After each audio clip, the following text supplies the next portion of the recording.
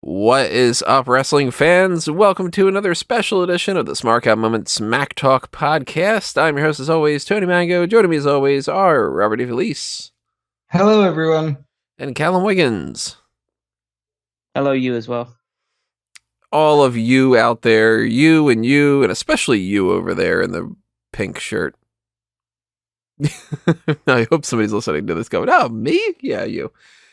We are rolling along here with our all-time fantasy booking, mock draft, roster, pay-per-view card type stuff that we've been doing for the past few episodes. We have recorded these all in advance. We are currently doing this one on October 16th. This will be popping up around November 18th is, I think, when I'm going to be publishing this. I'm not entirely sure exactly when, but it's somewhere around a month from when we're recording this. By now, you should have already checked out the mock draft of all time, where we can go through and the three of us pick our rosters based off of just completely arbitrary methods of, hey, you pick out of nothing. You can pick anybody that you want as long as they've been in WWE. Then we did the episodes of my card, and then Callum's pay-per-view card, and then Rob's pay-per-view card. We most recently did the Ultimate roster, where we combined our cards, and we actually added somebody to that we didn't pick on any of our rosters. We ended up with our 151 people, which if you're checking this out on YouTube right now, you can see on the list how that played out. We've got the locked in votes that are on the left here, and we've got our little tally of how many people apiece that we picked from each of our rosters, and then we got one person there, Bobby Fish. If you're listening to the audio-only version, of course, you can't see this, but I recommend, checking this out over on YouTube. It's a better experience if you can actually watch this go down. But if you are on Spotify or something like that, thank you for listening anyway. And our mission for this one is to round this out with, at least for this section of stuff, how do we do the pay-per-view card for the ultimate card of all time? We might be doing some spin-off stuff in the future. We've been enjoying the hell out of this. Hopefully you guys have been enjoying it too. So Callum pitched the idea of us doing, the worst roster, maybe randomizing it. So that's something that we can have a lot of fun with. That's a 3-parter that we might play around with in December. There's also the chance that we might be doing some follow-up after Survivor Series, where we can take our ultimate roster that we have, or even, play around with the ones that we didn't pick yet too, and to try to make the ultimate Survivor Series team breakdown, maybe. I don't know. Kind of maybe merge that with a Time Machine Dream Team a little bit too, or something. If you want to see any kind of ideas like that, let us know. We're not going to record any of those in advance. Those will be ones that we do actually, around the time frame that we're going to release them. So we actually can get suggestions now at this point. But just the same, while this is going on, leave your comments below. Tell us your thoughts on how this is all playing out, because we still want to know what you guys have to say before all this is said and done. Your suggestions about what the card should be, your ideas based off of what we decide on, all that good stuff. We want to know. So while you're doing that, make sure you hit that subscribe button if you haven't done that already. Ring that little notification bell. Hit the like button as well on YouTube. Toss some money our way if you want to help us grow by clicking the thanks button, or by joining us on the members only stuff, or go to patreon.com/smarkoutmoment. We're picking up some merchandise on TeePublic or Redbubble. And, kind of roll things along here and show your support in whatever way that you can, because if you've been enjoying this kind of content, let us know. And then that way we can do more of it in the future. So, with all that stuff out of the way, we have our roster, and we got to figure out a 2-night WrestleMania card. This is going to be difficult. And it's also going to be kind of easy. It is in one of those scenarios where there's certain things you're going to go with and certain things that you're going to probably have to push aside. Not everybody's going to make the card, most likely. I don't think that we're going to have a match that's like, we could. I did incorporate a speed round Royal Rumble thing to try to get as many people on the card. Maybe we end up settling on that. But more than likely, we're not going to get 151 people on this card. WWE does not ever have 151 people on a WrestleMania 2-night card. And Yeah, we're gonna get some big names in there. We're gonna get some surprise things here, I'm sure. We're gonna debate. We're gonna agree. We're gonna agree to disagree, and let's see how this all works out. So, I did a little bit of work ahead of time. I have some notes that I want to factor in here. Going into this, did you guys have any? Well, we'll talk specifics in a little bit, but did you have, generally speaking, any kind of like, all right, I definitely want to lean towards this. I definitely want to pitch that kind of ideas, or is it mostly like, let's just see how this goes? I had some specifics in mind for certain superstars, but mostly I've come into this with the idea of come with a series of ideas to pitch, but you're working with a team, so don't come with any solidified ideas. I've decided to approach this with a completely open and blank mind. So then I might have done the most amount of research and everything ahead of time. Well, yeah, not research, I but can probably cover things like immediately, but I've decided that I'm pretty much gonna know, almost get a sense of like what you guys pitch, like what I would like to do with those people, and if I feel like, okay, that's interesting, could we do something with this, with that? So rather than come in with any, because I'm one of those personalities that if he comes forward with like his own ideas, then I'm gonna find it difficult to budge. Yeah. So I've decided to come in here with a bit less stringentness towards certain matches and ideas. You know, it's all about the budge, right? Did you check out that being the elite?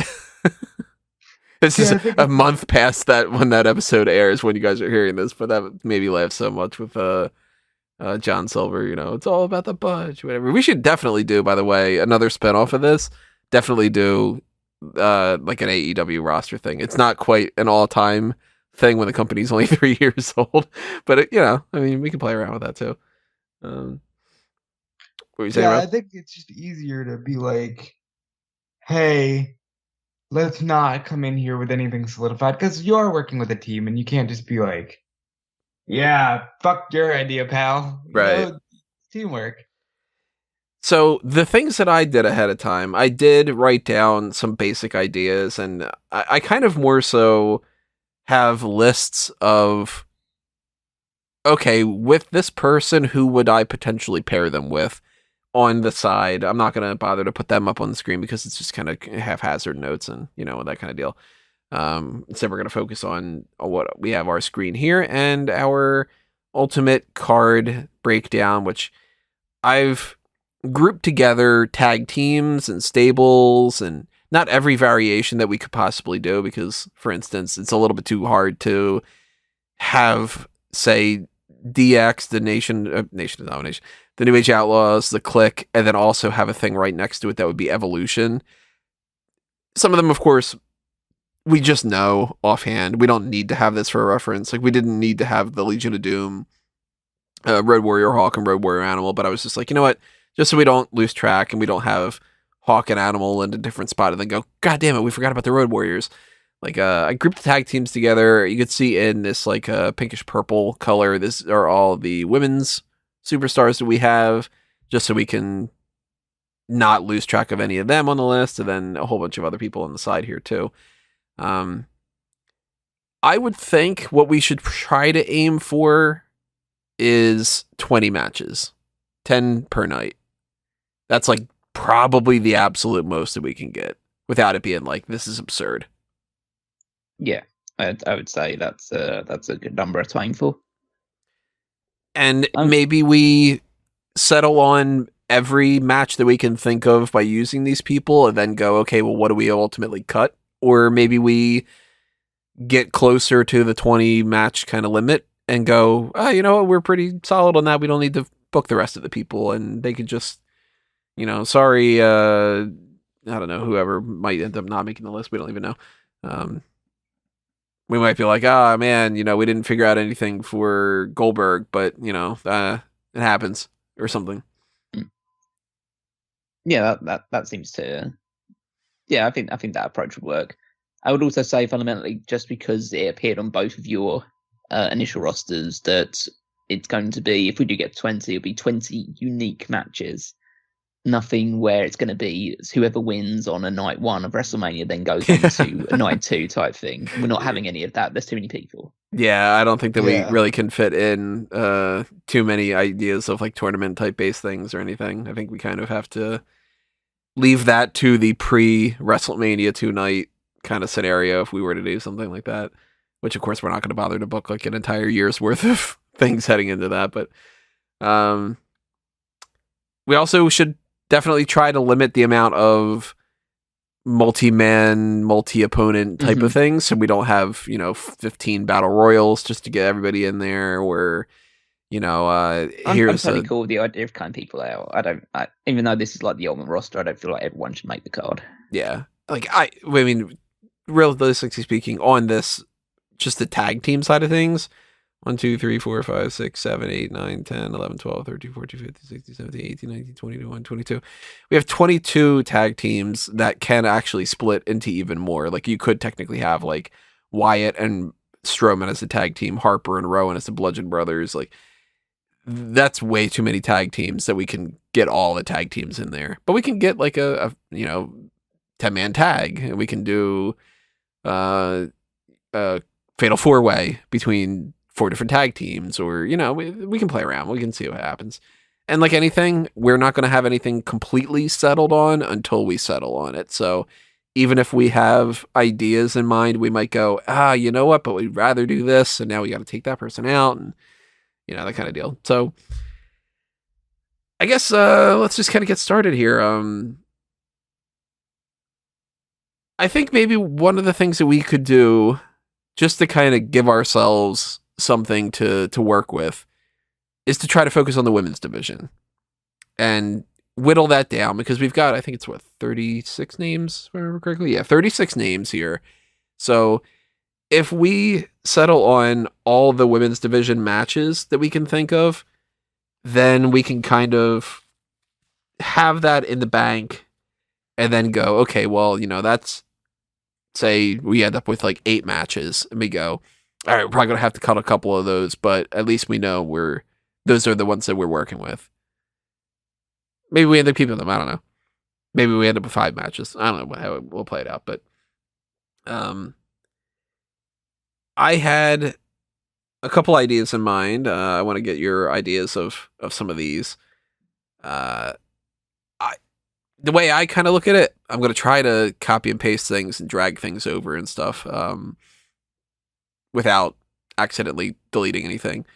I think that there's pretty much no way that Nikki and Brie Bella are in any kind of a singles thing. They're either in a battle royal or they're in some kind of a tag team match. Agree? I mean, if it's up to me, they wouldn't be on the card. If they are on the card, that is. If they are on the card, they have to be in a tag team or battle royal. They're the Bella twins. Yeah, okay. Nikki's great, but ultimately it's the twin. Yeah, so I'm just going to combine them as Bella twins. I had pitched the idea before of, and we don't have to obviously do anything and settle on anything at first, but I know that one idea that I would like to see would be Asuka versus Io Shirai versus Kairi Sane in a triple threat match.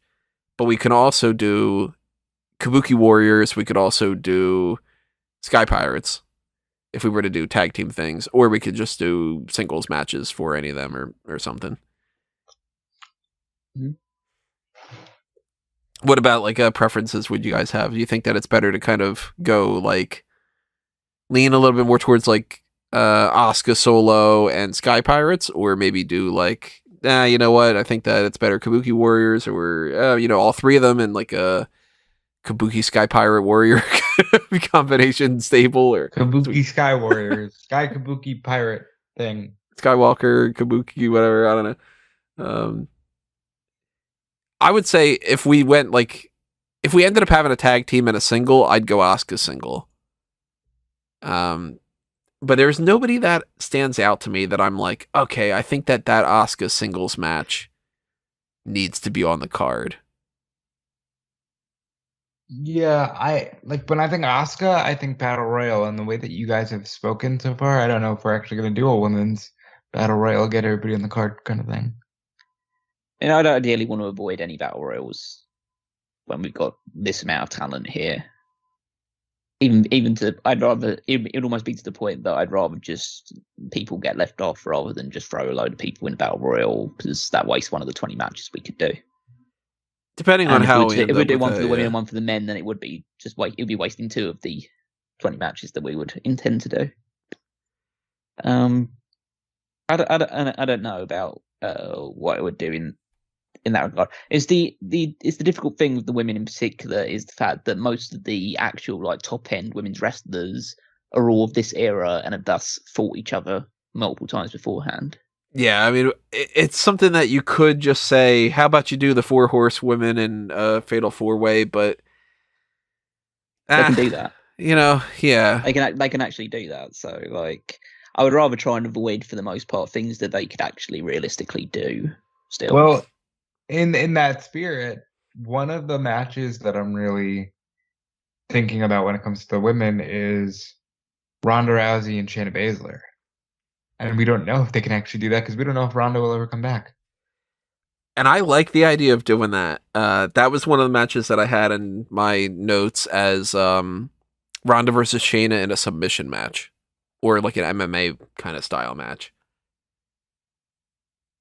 I've never realistically been a huge fan of when MMA and pro wrestling have crossed over too much. I mean, I don't mind people like, obviously like Brock Lesnar and Bobby Lashley. They can bring those elements into their actual wrestling, but when it's actually put within, because like in I can't remember which one of your cards it was. I think it was Rob's about the Lions Den match. I think Lions Den matches suck. They're really bad, and that's partly due to the fact that the people they have involved in it, but also the cage is super tiny, and all that. Yeah, I mean, stuff. So, my pitch for this is very like it's Ronda and Shayna in a one-on-one match, because I think that they both do pro wrestling and can work in the MMA elements very well. see, I'm not kind of super down with that idea just because and this is someone who like adores Shayna Baszler when she's at the top of her game, but I don't think Shayna's a big enough match for Ronda Rousey. Who would you lean towards for?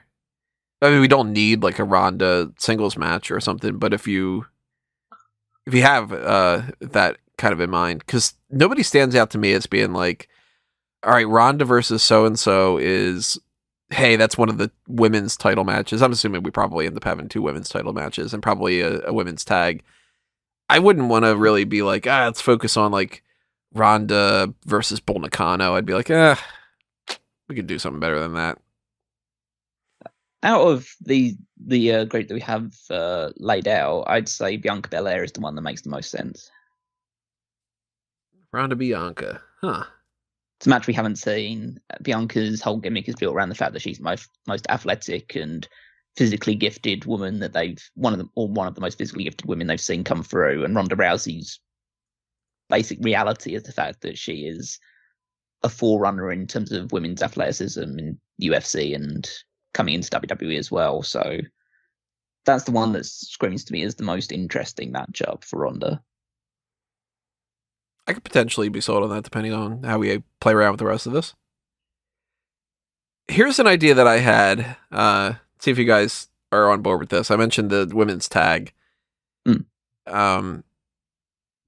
My brain goes to this. Now, I mentioned we got Sky Pirates. We've got Trish and Lita. We've got Bella Twins. We got Bailey and Banks. We've got Beth and Natty. We've got Dakota and Raquel. Paige and AJ. We got the Paige and AJ, Paige A. Lee kind of thing. And then really there's no other ones that would have to end up being like, okay, well, we don't need to pair, for instance, Becky and Charlotte together. We don't need to pair a random thing like Michelle McCool and Rhea Ripley or whatever. But out of this whole package, let me move these around a little bit here. I don't want to get this too mixed up, and I already am. We got this whole group at the bottom. I would focus a little bit on maybe this this group of these, what's it, 1, 2, 3, 4, 5 teams, maybe we add a 6th one in there and do like a 5 or 6-pack challenge for the women's tag titles. Oh, that's gross. In terms of just like, that's too many bodies. In a match like that, it's just... What about like a gauntlet type thing or something? No, it's really unfunctional, and a gauntlet match doesn't allow a match to breathe. That's true. I would... Again, it's one of those things that I would be happy, not so much that people be left off the card, but that we focused on making the best matches possible. That to me sounds like that this is now just a case of trying to squeeze as many people on the card as we possibly can already. So if we're just gonna rule out the idea of gauntlet battle royal type stuff, let's focus on the pillar singles matches that we're working with. Well, I still would, at least if that was the case, if we were going to try to build a women's tag team match, the ones that I would focus the most on would be Banks and Bayley against Trish and Lita. Like, they would be the anchors. Well, and even if it just became those 2 teams, I would be totally sold on that. Well, I think that would be that's the match with the most star power. I think the best match would be Banks and Bayley against the Sky Pirates. Because I can't imagine, if we're going for the best ultimate card of all time, if we had the Sky Pirates against Banks and Bayley, and then we couldn't get Trish and Lita on the card, people would be like, why didn't you just do Trish and Lita? Because there is the whole, like, Trish and Sasha won a match with each other, Bayley and Lita do, like, that kind of thing. Or maybe we even do a triple threat, if we were to do that, to include them. If it doesn't get too bogged down, but incorporates them. I totally agree on that, but then my worry is that you've put Sasha, Bayley, Trish, and Lita into a tag team match when they are arguably 4 of the strongest main event women that you have. And I'm totally down with putting like 2 of them in a tag team match, especially Banks and Bayley, because I think they do their best work as a unit. Obviously as rivals as well, but I personally, for a quote-unquote fantasy card where you can pretty much do anything, I wouldn't do a Sasha Banks and Bayley match because we've seen plenty of those already. But it's whether we feel like there's enough left in the top order to do other matches if you take Banks, Bayley, Trish, Lita, Io, and Kyrie out of it. So my gut is to say Charlotte Flair gets a singles match. Yeah, Charlotte and Becky should both get. Yeah, and that's where I'd kind of go, like, the 3 biggest pillars would be a Charlotte single title match, a Becky single title match, and then Sasha Banks and Bayley kind of holding down the fort for the tag title thing. And then, of course, we have more than 3 women's matches. We could have more than 3, but if I'm going to book the titles matches, it would be Flair in 1, Becky in 1, Banks and Bayley in another one. I don't know who against, though. Of course, that's another thing. But maybe, like, Flair against... looking at the big move that's in here. Like, Flair against Alundra Blaze and Becky against... Mickey or no? Not that everything should boil down to a quota. But do we have a specific number of women's matches we want to hit? I don't think that we should say we need 10 and then 10 for the men's, because we have way more men. No, like I wouldn't say that. Yeah. I'd say at least 4. I would say to aim for 4 or 5. I think that's fair. So hear me out then. Ronda and Bianca can be one of the 4. Because, we haven't seen that match. Becky and Bayley, we haven't seen for a major championship. We've seen it in throwaways on Raw, but we've never seen it like with a feud, with a build-up. And then you can play around with like Charlotte Alundra Blaze, which I really like. You can find somebody for Sasha, maybe Sasha, Kyrie, because I don't think they ever did that match. Or, like there are women you can play around with. There's also Chyna. There's also Lita, Sasha Banks, Lita. You know what I mean? Like there are women you can play around with. So I wouldn't want to see Bailey, Becky, No. and then like Sasha, Kyrie, or something. I'd rather go bigger than that. I guess maybe a way we could do this. Well, we're all in agreement. Charlotte, Becky, Sasha, Bailey, Ronda, Bianca. They're in our range of priorities. Yeah. Trish and Lita probably in the priority range. If we do something with the Bella Twins, they're Bella Twins.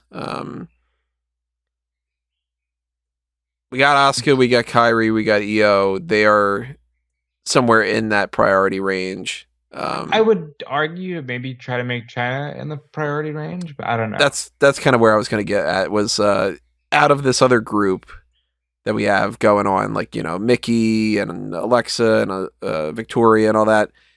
Who else would you want to make sure that we don't fall by the wayside for? Like, realistically, I'm like, you know what? If Molly Holly doesn't get on the card, it's okay. If Mia Yim doesn't get on the card, it's okay. Like, you know, I like if them. Paige but and AJ don't get on the card, I'm okay with that. yeah, I'm not gonna be super duper upset if Toni Storm doesn't get a match, despite the fact that I like her. You know, that kind of thing. Realistically, like, we should pick the best opponents, and I think Beth Phoenix would make a great opponent for somebody. Linda Blaze, as we've said, Chyna, because like names that are probably never going to mix it up with these women, but worth, you know, the name value alone.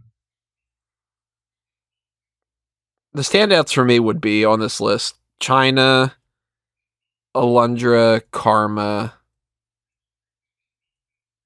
maybe Shayna. I would love to say Rhea, but ultimately I'm okay if Rhea Rhea has fallen into a bad WWE trap. Like, maybe if I had to, like, I mean, we don't have a limited amount of whatever, but like, I'd probably group Mickey and Baszler as like I'd try to make a case, but ultimately if that's not, then it's not the end of the world. But like Karma, Alundra, Chyna in that range, Beth, maybe. How about you, Callum? I don't know, because I'm going to be completely honest. Having Chyna in this thing goes against everything that I stand for in terms of wrestling booking. Well, I'm glad you said that, because my thing in saying Chyna was specifically saying name value. Name value, yeah, more than anything else. Like, I would be, I mean, depending on if Chyna doesn't get on the card. I'll put it out there. Yeah. You can shit on me if you want. I'm fine if Chyna doesn't get on the all-time card. I'm cool if she doesn't either. I would even pitch the idea that maybe Chyna, if we do end up doing a battle royal, maybe Chyna is one of the people that you build that around. Like, it fits her limitations. Yeah, because like she could just be a powerhouse in that. She could just chuck people and it'd be fine. So how about we even potentially move that off to the side? We end up going, all right, if we use Chyna, she's in battle royal territory. We can move her into that kind of range. Because I would say, if not, then I don't think like Asuka Chyna is something we would need to book. I don't think that we're gonna do, you know, Sasha versus Chyna, like, you know, that kind of deal. The only one I could really see would be maybe the argument of Becky versus Chyna. But even that, I'm like, there's better matches. I would say Gail Kim should be a priority pick. At least in that like Mickey and Chyna kind of range. I can see that. The rest of them I'm totally fine with kind of leaving off to a degree. Let's just move in some of these names around. So have we locked in the Ronda Bianca match? Because I like that. I don't think we can lock it in, but I kind of kept that separate because I think that we all are like, yeah, that could work, like that kind of thing. See, well, yeah, I mean, I'd be okay with locking it in, or not locking it in, but like just saying temporarily okay, locking it in. That's the direction we're going right. But if we're going with the women's tag team match, still, if we're going with that idea, my personal preference is a triple threat between Banks and Bailey against the Sky Pirates against Natalya and Beth Phoenix. What would you if we were to do something like that, because I'm not opposed to that. What would you lean towards with Trish and Lita? Trish would fight Becky. What about Lita? And you guys go against me for that. I'm fine if Lita doesn't make the card. So, Hmm. Lita to me is peanut butter and jelly with Trish. Kinda. But For me. with Lita being essentially, she's best with Trish, but outside of that, I'm also okay with maybe not putting her on the card. It's really... I mean, my fundamental position with that is that we shouldn't do something which involves Trish facing Lita because that's been done. Right. It's a million times. And I don't think we should do something with them as a tag team because realistically, they didn't spend most of their career as a tag team. They only wrestled occasionally together because, these are the two best women that we have, so let's put them together occasionally as tag team partners. And they obviously had that match at Evolution as a tag team. But beyond that, they're not really a de facto tag team. I can hear that out. So if we want to take Lita out of the equation, Callum says Trish against Becky. I'm all right with that. I mean, because you can't do Trish against Charlotte, because again, we've seen that. I wouldn't think, like, for instance, if we were to do Trish against Becky, I wouldn't think Lita against Charlotte then. You know what I mean? Well, I think it is either Becky against Trish or Becky against Lita, because I feel like they are pretty much like standout names to go up against Becky. The Charlotte one... Go ahead. I was like, the Charlotte one annoys me a little bit. Not so much that she... it's kind of the argument is that she has to be on the card, but I can't think of anyone from this list of people that I want to see her go up against super badly. Done a million times. Because I know you guys were saying the Alundra Blaze thing, and I can't say, I absolutely wouldn't do that, but it just doesn't feel big to me. Cause to me, yeah, it's like Alundra Blaze is a big deal for her time frame, in the sense that in her time frame, she still wasn't even that big of a deal, and I can't tell you, like, oh man, here's my favorite 10 moves of Alundra Blaze to be like, I don't know, like, this is going to sound kind of sacrilegious, but, like, I think Alundra Blaze gets the credit for being the best woman in an era where there weren't any real solid women to compete with. I mean, there were some talent, I don't know, like Bull Nakano. About a true statement, but okay.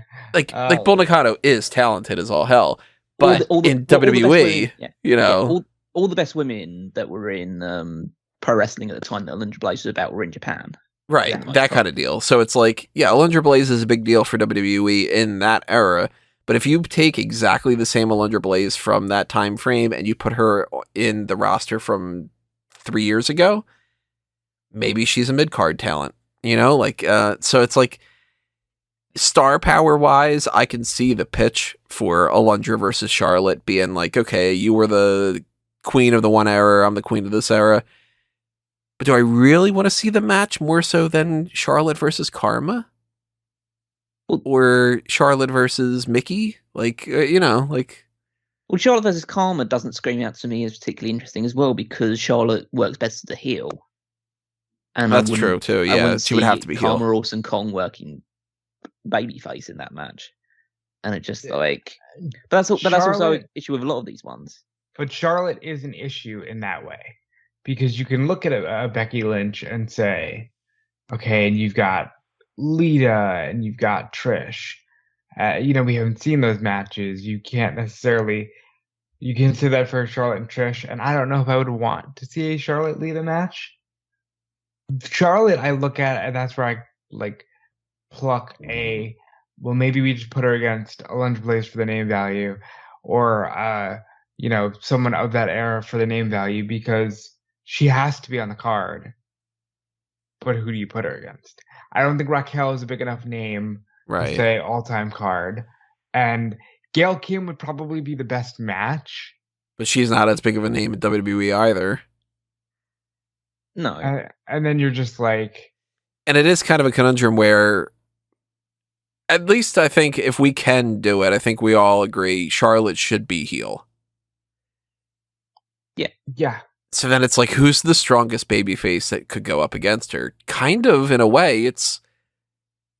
I mean, you've already done them. It's Becky, it's Trish. It's Babyface Asuka. Bailey. It's Bailey. Like, and we've seen it a million times. So Well, in that case, the one that I feel is the best babyface that we haven't seen out of this list would be AJ.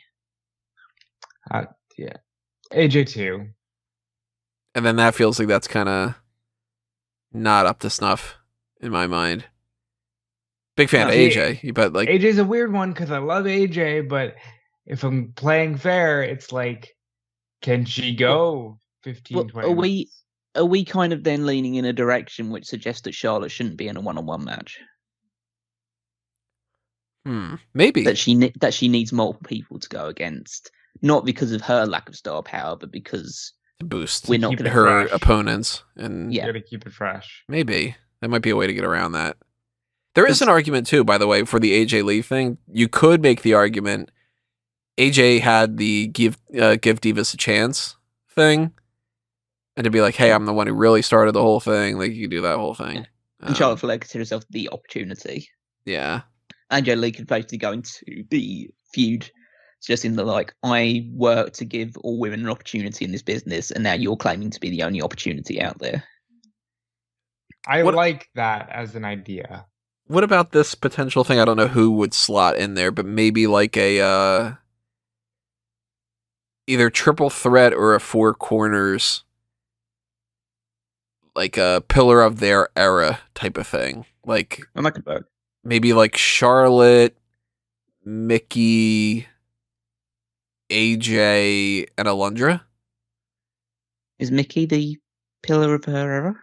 I would either put in Lita or Chyna. Yeah, I'd say. I guess it depends on how you define the eras, because it's like Charlotte definitely for the modern era, Alundra for that WWF era. Yeah, I was thinking Mickey for like the diva section, and then AJ for that transition between them. Well, I'd put AJ in for the divas section, but maybe Lita instead of the Mickey one. Maybe that's where we get Lita in there. Maybe it's Lita, Charlotte, Alundra, and AJ. I mean, it's a bit like it's a bit of a Frankenstein's monster. Yeah, it's a hodgepodge. Like, but it works if you frame it in that way. Yeah, because you got like Lita representing the Attitude Era, Alundra representing the New Generation era. Like it kind of goes Alundra, Lita, AJ, Flair to Charlotte, like that. That's the timeline transition. Yeah, I mean, you could. I'm trying to feel like if there's anything else we could do as well, in the sense that Charlotte Flair is one of the obviously one of the most decorated holders of the women's championship. AJ Lee is the longest, was the longest holder of the Divas title until Nikki Bella, but I wouldn't want to have Nikki Bella in this match just because, even though she kind of is representative of she's the better era. Bella. Yeah, well, she's the better Bella, but she's representative of the Diva era. But I think AJ would make it a more fun match. Right, and she's the one that broke the mold out of that too. Yeah. Lita is the kind of the odd one out because Alundra Blaze held the title for a really long time as well, but that's also due to the fact that there was no one really around to take it from her beyond like Paul Nakano and Bertha Faye occasionally. But Lita's the odd one out in the fact that she only held the title a couple of times and never really held it for that long. Unless we did, she's a groundbreaker. She's a trailblazer. Unless we did Trish in there, and we did Lita versus Becky. I'd rather Becky versus Trish. I think Becky versus Trish is a better match. Right. But then if we did Lita Becky, we could do heel Becky against babyface Lita. I don't like heel Becky. I like babyface Becky better. Yeah, that's fine. But I almost feel like I like babyface Trish as well. I mean, I like heel Trish as well. Like Trish is really good at transitioning. No, but babyface Trish with the man Becky Lynch, the tweener.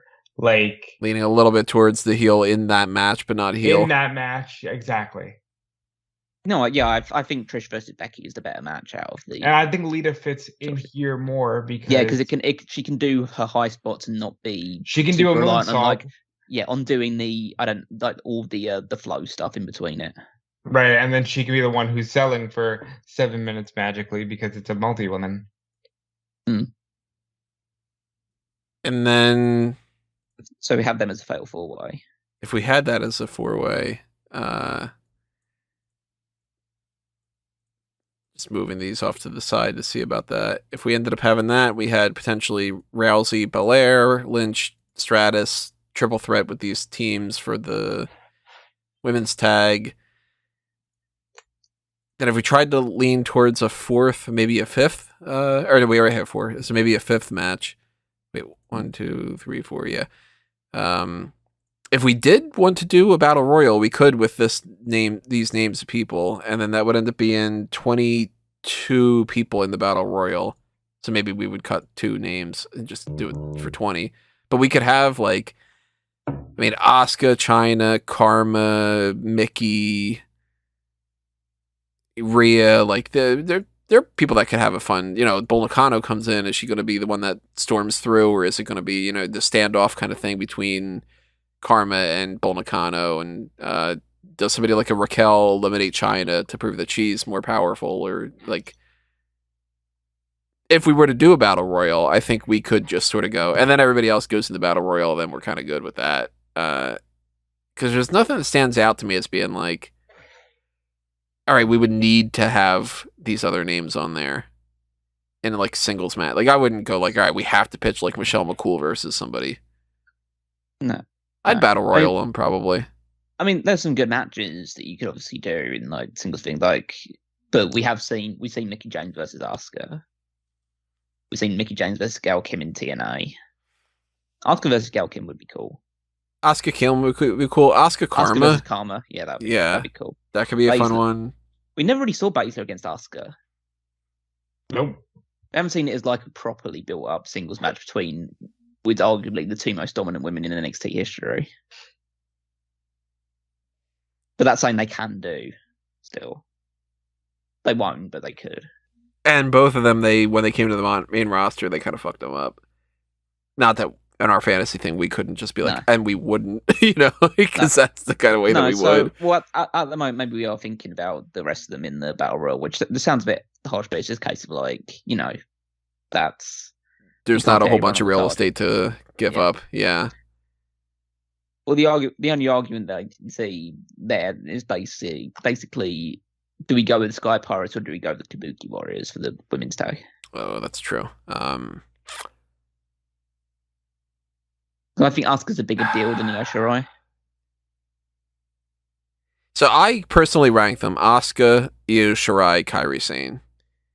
Yeah. We didn't see Asuka and Io Shirai as tag team. They've never been a tag team so far. So what would that team be? The Kabuki Pirates? No, wait, Kairi Sane's a pirate. So it'd be the Sky Warriors. That's what it'd be, right? Could be. Realistically, there probably will be some sort of tag team. Sky Kabukis. Yeah. Even though I think I've read stuff in the past which say that Io and Asuka don't exactly see eye to eye that much, but. Oh really? Huh. Well, I think that was back in Japan. That's probably a while ago. So they probably buried the hatchet since then. But So the argument could be one of the I feel like it should be one of the established tag teams. Yeah, I was going to say it's the lowest of the 3. The argument I would say could be more so. I think out of the teams, Io and Kairi makes the more fun match, and Asuka's the bigger deal in the battle royal. Because if Io goes in the battle royal, and it's Asuka and Kairi, even though that's great because Asuka and Kairi are great, Io gets kind of pushed aside. But then again, it depends on, do we build the battle royal around some of the other names? Because if we have a lot of names that could win that, because I do think that we should pick the winners of these matches too. If it's going to build around more so Chyna, Karma, Shayna, Paige, whatever, Rhea, then maybe it is kind of better to not have Asuka in there, and maybe she doesn't get swallowed up. But Asuka could be a potential winner. I guess out of that, maybe we should settle on that a little bit. Who do you think would be the winner if we did Battle Royal these? Karma's the one I was leaning towards, yeah. I'd say Asuka, but if you guys are leaning Karma, I'm cool with that. Well, I was thinking that would be potentially the last 2, and that's either do you go babyface beats Karma, or do you go with Karma's just literally too big to get out, and that's the advantage of the Battle Royal.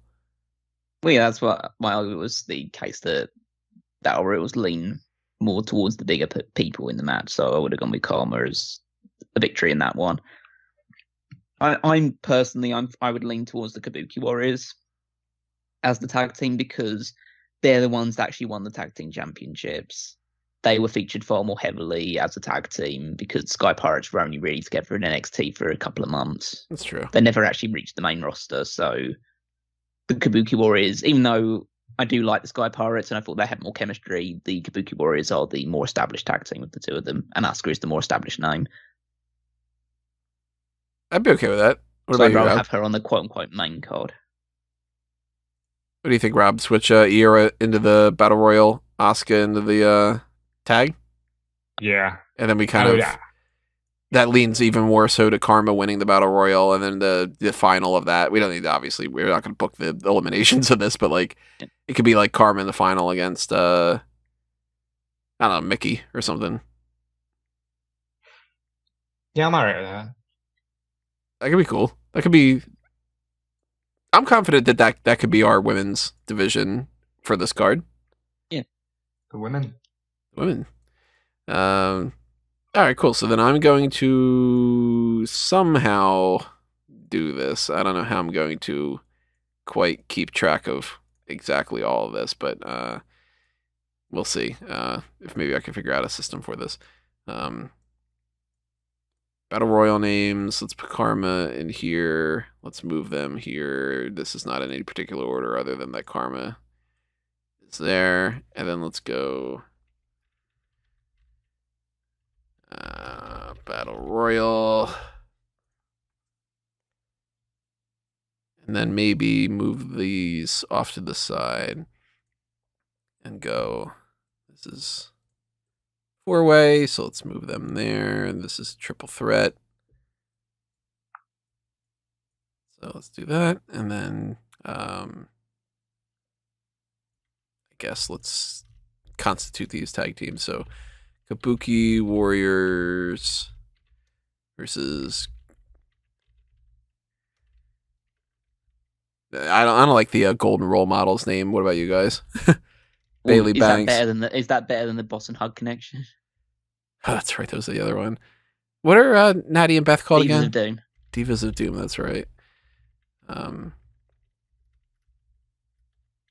probably have to change that for this. Yeah, that's fine enough. What am I doing here? Battle Royal. All right, so then that's 5 women's matches. Those are the women in the Battle Royal. And then I will merge these just to not lose track of that. Put these over here. Cool. That's kind of messy. I'll do this. All right. I think that's a little bit of a plan. Now we gotta figure out all the men. It's like, oh, that's easy part. So I think we should start with this. I think we need to book an Undertaker match. Undertaker in a solo match. Not Undertaker with Kane. Not Undertaker in a Fatal 4-Way. I think we need the Undertaker WrestleMania streak type match. You guys agree? It's WrestleMania, so if that's what we're booking, then yeah, you need to have an Undertaker match on it. So I'm just going to move Undertaker over. We know he's settled. And that's kind of the way that it is. That's just the way it is. It's just a matter of finding his opponent. Stan Hansen would be like, you got to find an opponent. The people that I had in mind that I could see being Undertaker's opponent on this card are the 2 lesser options that I thought were Kevin Owens and John Cena. And I'm nowhere near as sold on those as I am the other 3. I tried to settle it on 5. Yeah, I'm not super keen on either of those suggestions. Owens and Cena, yeah. Yeah. The Cena option, I figured more so if we were to book in an era where it was unbeatable John Cena against The Undertaker, where it's like, okay, either there's no way that John Cena loses, and there's no way that Undertaker loses, as opposed to the thing that we did get to see at WrestleMania, which sucked. But the three that I really kind of revolved around were Samoa Joe, Walter, and Sting, with the heavy favorite being Sting in my mind. So I'm not super sold on the Samoa Joe one. Move that Just over so everybody keeps track. Just because I don't feel it's big enough based off of what Joe's accomplished. Yeah, I would say so.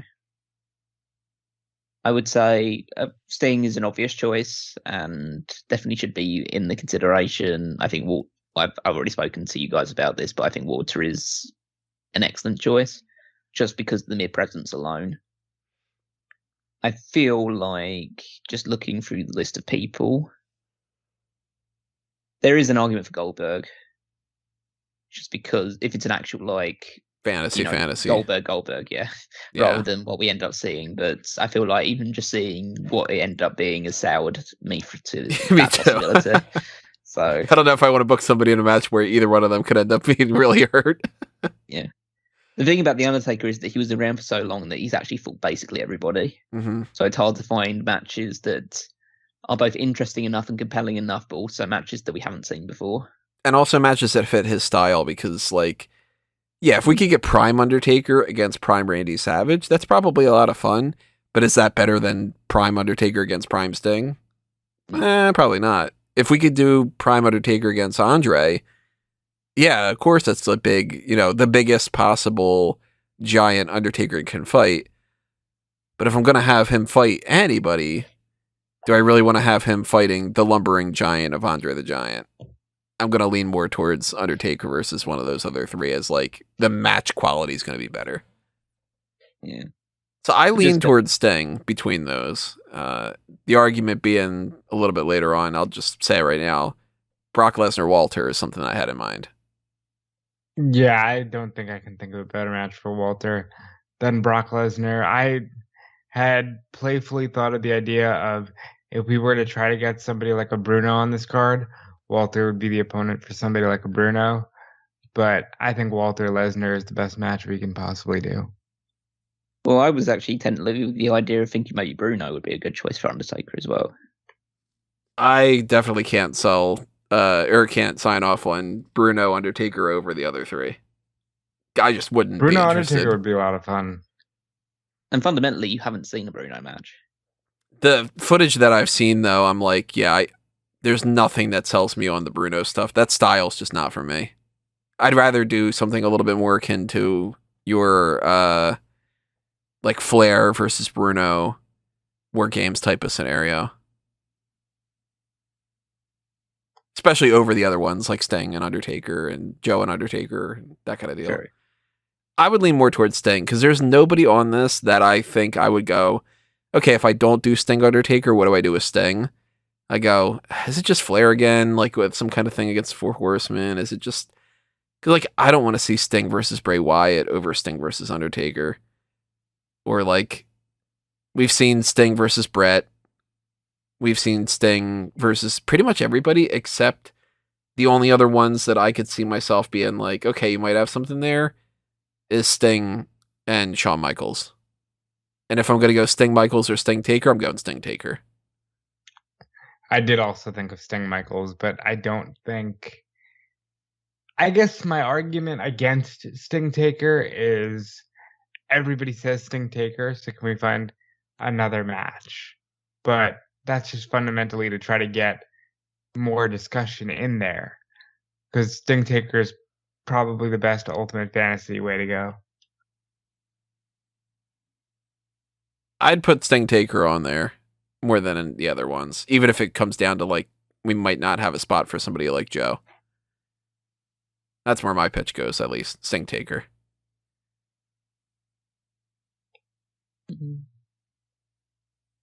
Yeah, we can put it in for now. Well, what are your thoughts against? I don't think Sting's a big enough name to be on based on his WWE stuff. We're doing Okay. it based. We're doing it based on WCW Sting. I understand that. I Like understand what you're legacy saying. Sting, kind of. Yeah. Yeah. I kind of understand it. I mean, part of me is just, and again, this is me coming at a completely different angle from you guys as well. I could care less about having an Undertaker match on this show, realistically, in terms of just generality. So if we're going to put him against, because I just feel like I'm going to miss out on matches that I would really want to have by not having having to put aside one singles match for the Undertaker. Now I'm very curious there. What brings you to that mindset? Is it just I'd say never, but like I'm not a huge fan of the Undertaker.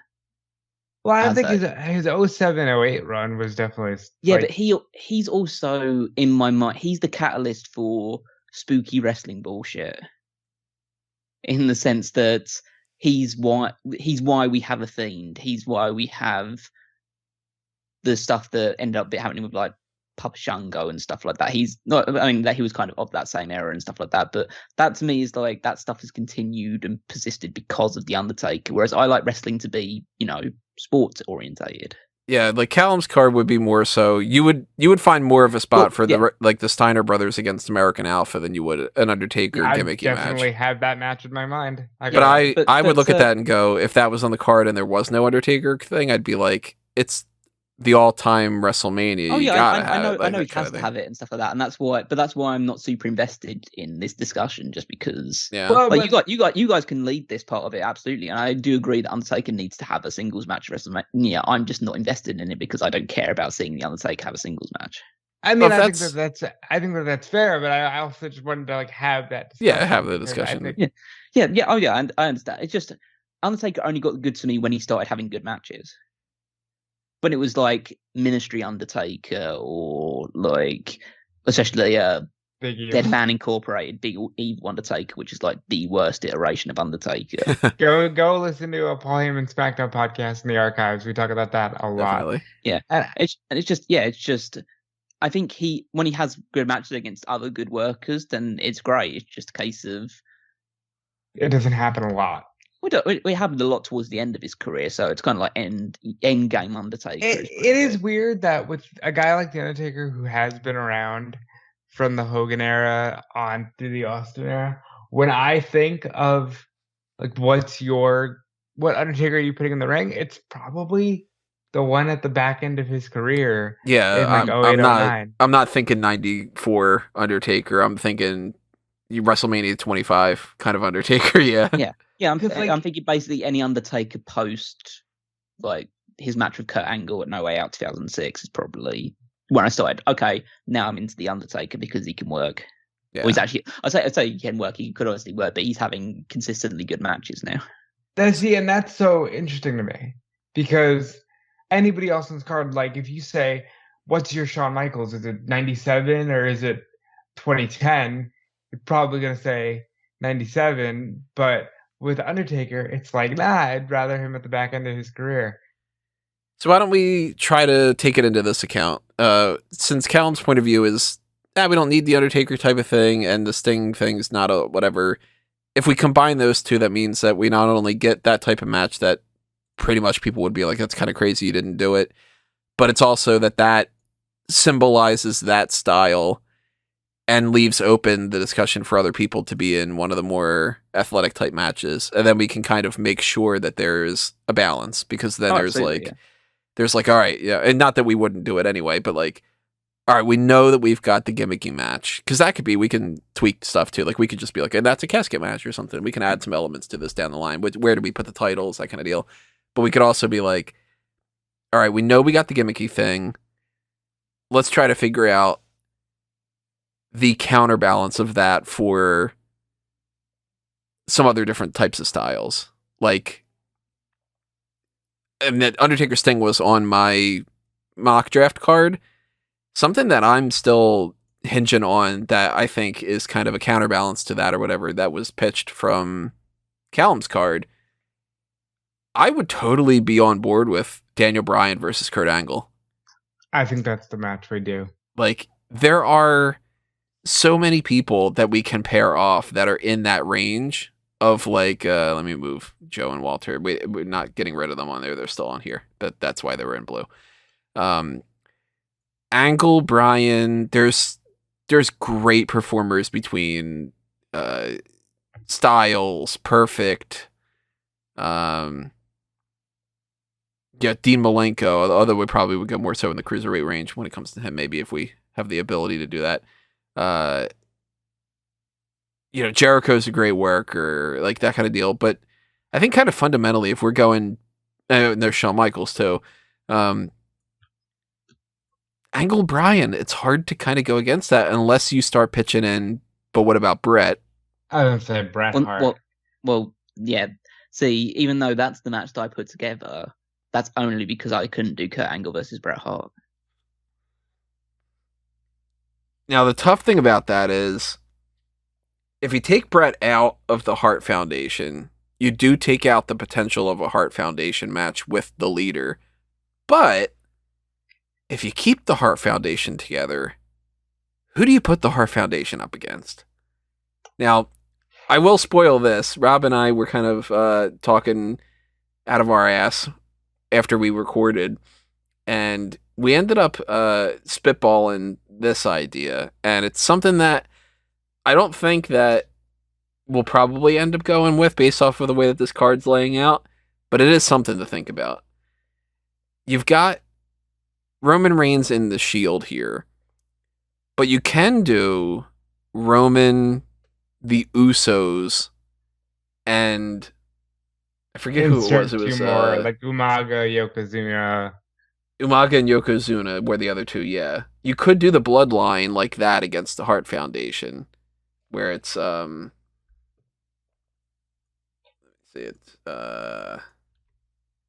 this up on the screen, where it's this pairing. Like, I fundamentally don't think we could, just because like it seems kind of odd to me. You're taking out a lot there to get that in there, but that's a fun idea, and that's just one of those things that you spitball when you're talking about fun ideas.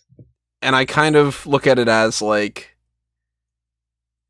it doesn't 100% balance out, because it's like Roman and Bret would be the leaders. You got like Umaga and Yoko, which one of those could balance out to Bulldog, but the other one doesn't balance out to Owen, because Owen's just like not a huge powerhouse. And then the Usos kind of balance out to Neidhart. I guess you kind of balance Umaga and Neidhart, Yoko and Bulldog, Pillman and Owen with the Usos.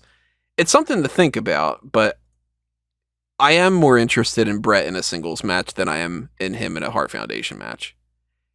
And if we're getting Bret in a singles match, Bret against anybody, my options would be Daniel Bryan and Kurt Angle, most likely.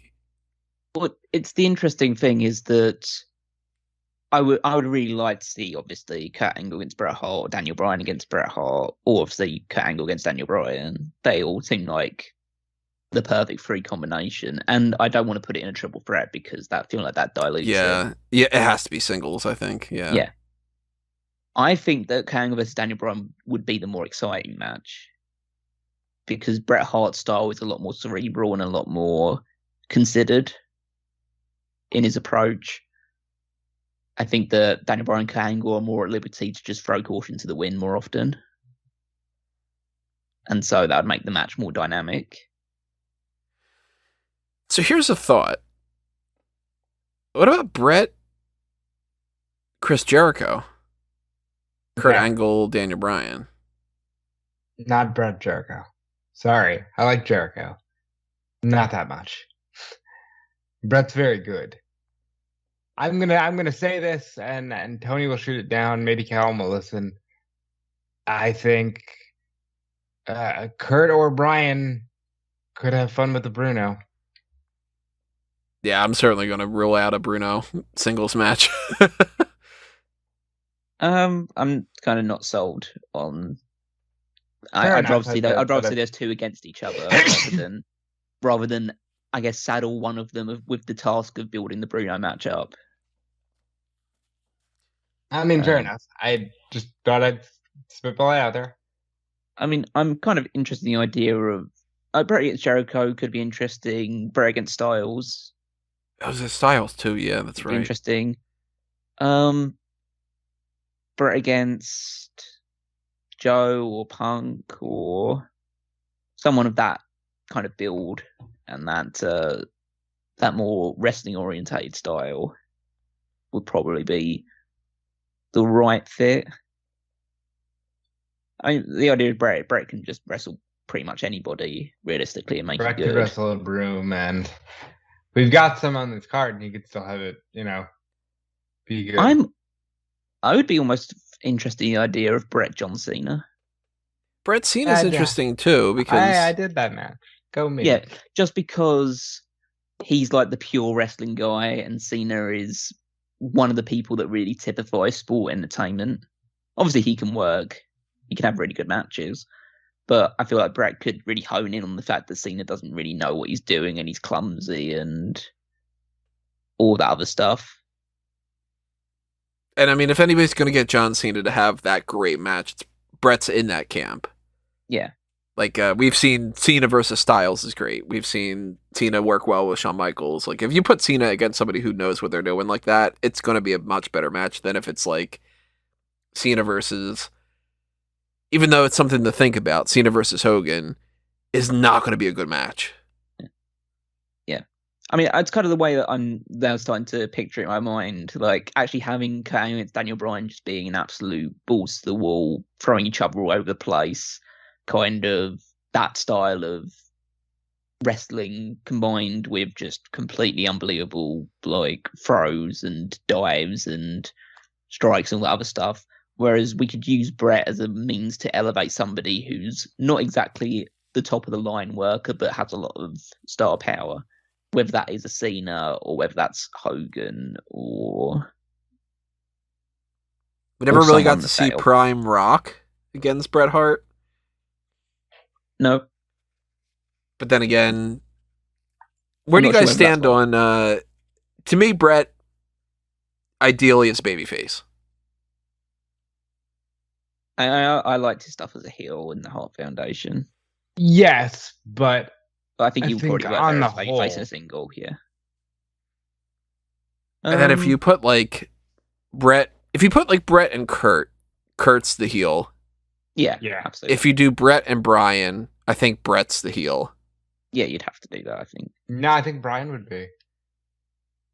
And then if you did like Right. Bret Cena, I think Cena's the de facto heel. Like he's Cena not would just be a heel, heel. but he's the people are gonna boo him. That kind of deal, you know? Yeah. Yeah, you can't really... You would have to do like a babyface thing, but just in a different dynamic. Because I don't think trying to that think of like Bret versus Cena should be the military saluting guy against the anti-American Canadian. I don't think that works as well as like Bret being like, I'm gonna beat you in a wrestling match, and John Cena being like, LOL, I'll just get up, like that kind of thing. I think the way we haven't obviously gone into stories or anything like that, but the way that be presented is you could do it that way, like where it's, anti-American Bret and super American Cena, but the fans would take it in the other way completely, where it's the good wrestler and the LOL, I'll just kick out. Like, and I'd argue to say that if we were to put like Angle, Bryan, Bret, Cena on the card, Bret Cena should be one of the championship matches. Angle, Bryan could be just a regular match, or it could be like the Intercontinental. I could see that being more so than like Bret and Cena being just a singles match. You know what I mean? Maybe. Again, this speaks to my error and stuff like that, and how I just kind of view all wrestling. I don't think Bret Hart's big enough to be the world champion of an Ultimate roster. I would say I Cena lean probably towards does. some other people too, but if that's going to be on there, I mean, it depends to on what me- we did with Austin. It depends on what we do with The Now, Rock. That kind of deal. hold on, important distinction here. You're not the kind of guy who would put him with the television title, though, are you? No, I'm not. I'm not WCW. Okay, just we have to clarify these things.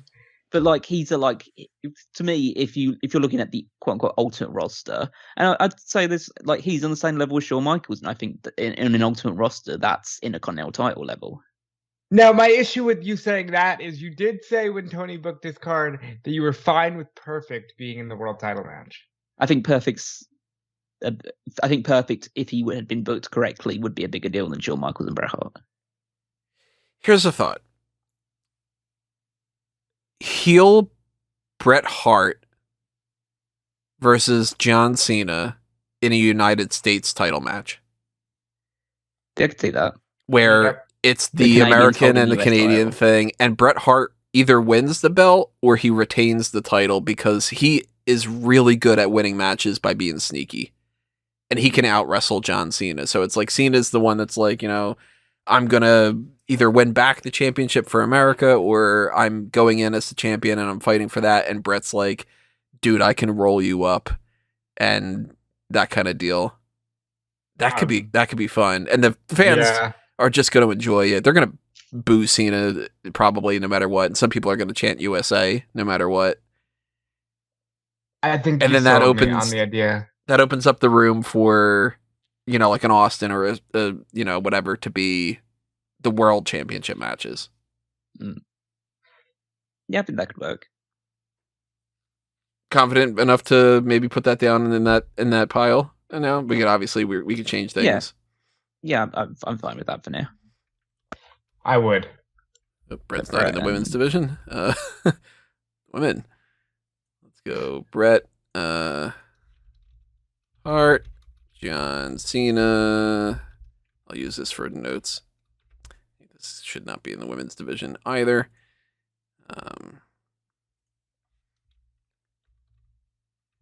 United States.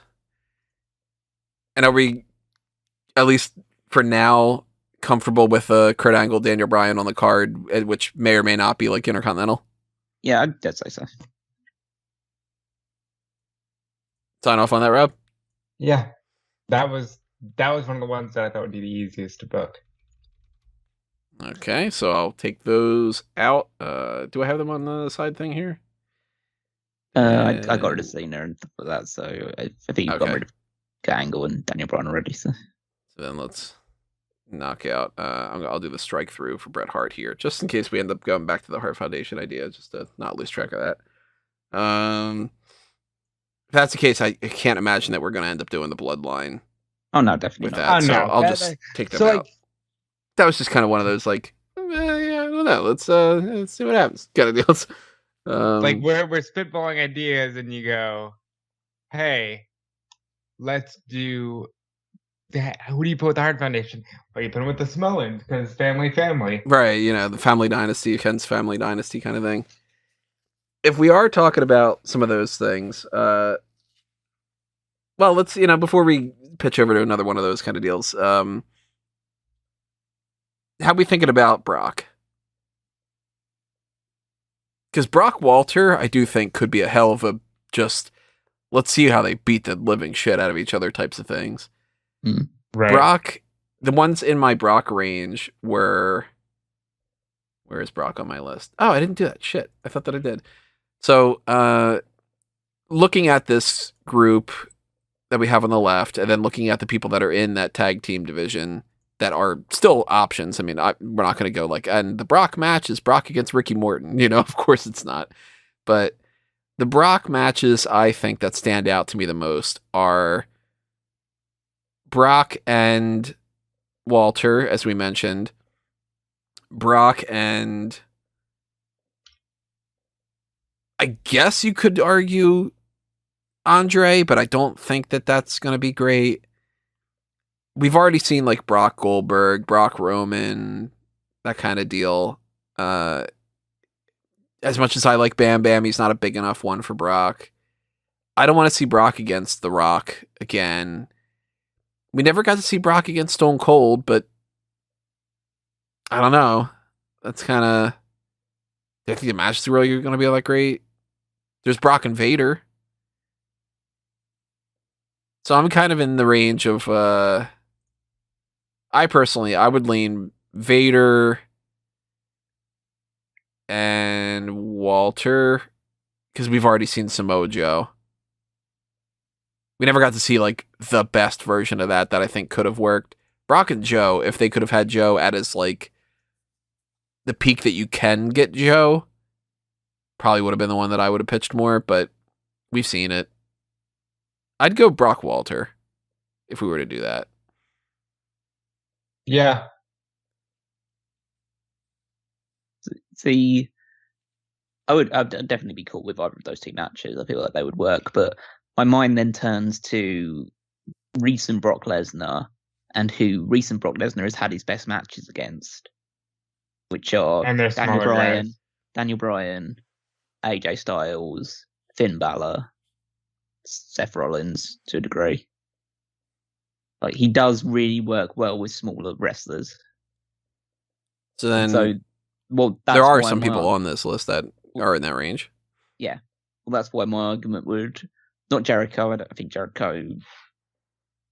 I think they probably could have leaned towards that, even though you could do the whole storyline built around the fact that apparently Jericho beat Brock Lesnar up backstage. But that's neither here nor there. We've already seen Styles, we've already seen Punk, already seen Guerrero, already seen Mysterio. Perfect's too big, and we're not hosting WrestleMania on a plane, so we're not gonna. We haven't really seen Ricochet, but we have. But no. I think Riddle would be interesting. I mean, the Riddle things, there's a history there. That's for sure. Yeah. But then my mind goes to Michaels. So this is where I was saying, let's go backtrack, because here's a pitch I wanted to bring up, because Michaels Brock was something I was also thinking of. But what about this idea? I guess the way to pitch it is kind of DX versus NWO, but not really. It's the kind of this sort of thing. Here's what I'm thinking. I got a feeling Rob might be okay with it, and Callum might be like, absolutely not. Well, I think I know where you're going, and I got to tell you, with the way this card is shaping up, maybe not. So Shawn Michaels and Triple H versus Razor Ramon and Diesel with X-Pac as the special guest referee. I think that is a great attraction match, and I don't think anybody can argue that point. But when we're trying to see a best opponent for a Brock Lesnar, and you mentioned a guy like Shawn Michaels, then I think that changes the game. It kind of changes priorities. Yeah, because now you're looking at, Michaels, Lesnar would be a lot of fun. I think maybe you should do something like that. Maybe Hall and Nash don't get on the card. Now, hear me out. If we want to do Tony's idea of DX outsiders, Brock Lesnar, Randy Savage. Like 88 Randy Savage. Like, I think that's another option too, yeah. It'd be really fun. Randy could work around the monster, and Randy's good. Randy's one of the best. There's also, I mean, fundamentally the match probably doesn't make as much sense, but in the realm of this is our roster, and of course they're going to have matches that are beyond this, at some point I'm going to be interested as all hell to see Brock Lesnar against Mick Foley. Just to see how the hell it fucking happens, you know what I mean? Oh, God. But I can't see that being on this card particular. But Brock, you get Mick Foley when he's healthier and he's willing to do whatever, like that's. But I would go more for Mick Foley being in some other kind of a gimmicky match or something like that. But Brock and Savage, it's another thing. Brock and Shawn. There's options here. Brock Shawn, Brock Savage, Brock Walter, Brock Lobster. What do you think, Callum? Honestly. Well, my choice for Brock is either him against Walter or him against Michaels. Kind of just boils down to those two. You don't like the Savage idea? I don't think their styles would match. Fair enough. I would sign off on the Shawn Michaels one, actually, which is wild because I thought for sure Michaels would either be against Bryan or he would get the DX treatment. But I like him against Brock, like a prime Michaels against a modern Brock. I do really like that idea. And I would, obviously, just my personal preference, I'd rather Shawn Michaels get on the card than Walter if we needed to. But then again, that doesn't rule off Walter being in some kind of a... Walter Undertaker, then. I don't want to roll that over the Sting thing. Plus, there's other options we could still be playing around with Walter. And Walter, to me, is not as all-time as some of the other names, too. So, No, like... it was pretty modern. Yeah, fundamentally to me, like, if Walter didn't do that, it'd be like, all right, well, you know what, maybe in the future we revisit that or whatever. But I'd be okay with going with the Brock and Shawn thing and putting that off on the side. If you guys are... Now, it does... Now, there's a lot of options. We've also talked about the Brock Lesnar stuff as well. But there is part of me that wants to see either Shawn Michaels and AJ Styles or Shawn Michaels and Eddie Guerrero. Those are some good... let's talk about the Michaels options. So... Michaels literally his options are endless. Pretty much, because you could do... To anyone that he's never fought before. You could do Michaels Owens.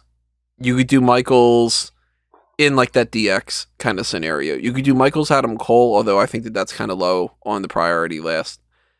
You could do Prime Ric Flair against Shawn Michaels, which is a different type of match than... Reigns.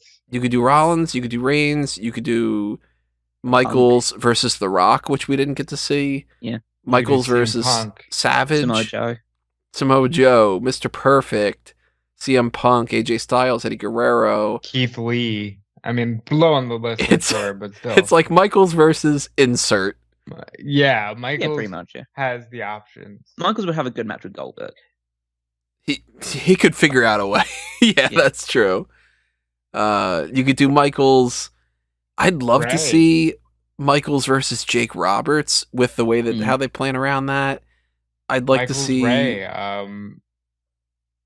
Yeah, there's... I have seen Michaels against Ray. Yeah, we have. That's true. Michaels against Finn Balor would be really good. You could do... Oh, God, another thing, too.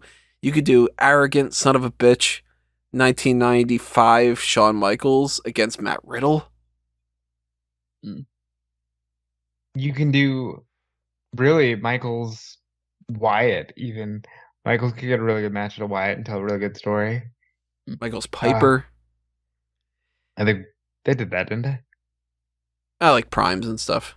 Michaels Steamboat if we're talking about primes.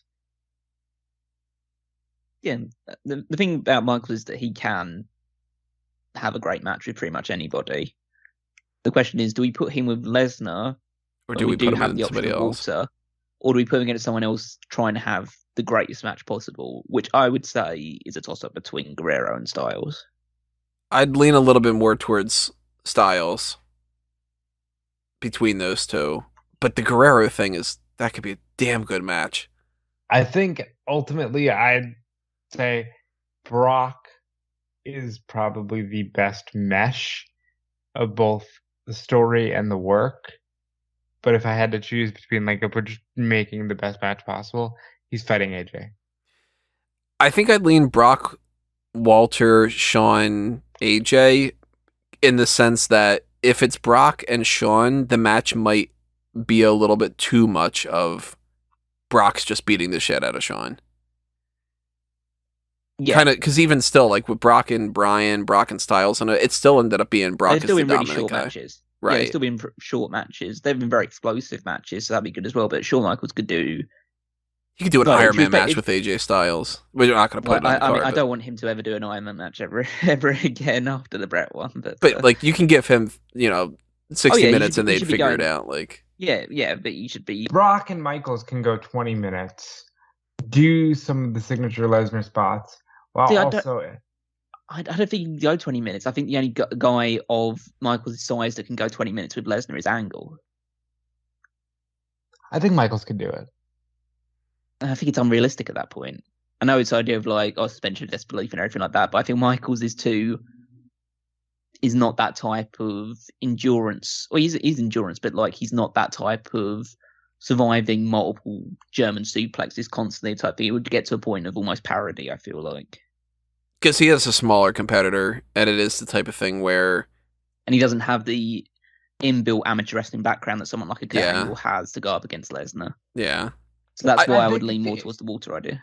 If you were to do that match, it would be more of like Michaels is avoiding German suplexes and working the match around. He's fighting his way out of it. And then once the barrage starts, that's the climax of the match. And it's all downhill from here, because we're working towards the finish. Which makes me go more towards AJ, because AJ and Shawn can just kind of do a wide variety of stuff instead of it's Michaels fighting from underneath. And then with Brock, back and forth. Brock and Walter, then it's Could like just be the explosive style. these two go at it like two grizzlies. Yeah, I'm and it's short kind of deal. Yeah, I'm super excited by that match. Like, I know those two matches, really. Yeah. I think a combination. I feel like they present the best versions of all the people involved. I'm cool with putting them over there if you guys are. Yeah, I am. Yeah. Let's have a fun one here because all-time cards expose certain people because you don't know who to put them with. I don't know where Triple H goes. That's tough. I don't either. Because I can't look at anybody on here and go, well, that's a match that I definitely would need to see is Triple H versus whatever in a singles capacity. That's why I had leaned more towards that DX type of thing. Well, he could... Arguably, he's the actual leader of DX when DX became a proper stable. That is true. Because Michaels went when, before X-Pac, Billy Gunn and Road Dogg came on board. We could always lean towards Triple H, X-Pac, Billy Gunn, and Road Dogg in a 4-on-4 against 4. And then I'm going to say the Undisputed Era. Ooh. And then I honestly, I think that might be the way to go. Who's the babyface in that dynamic?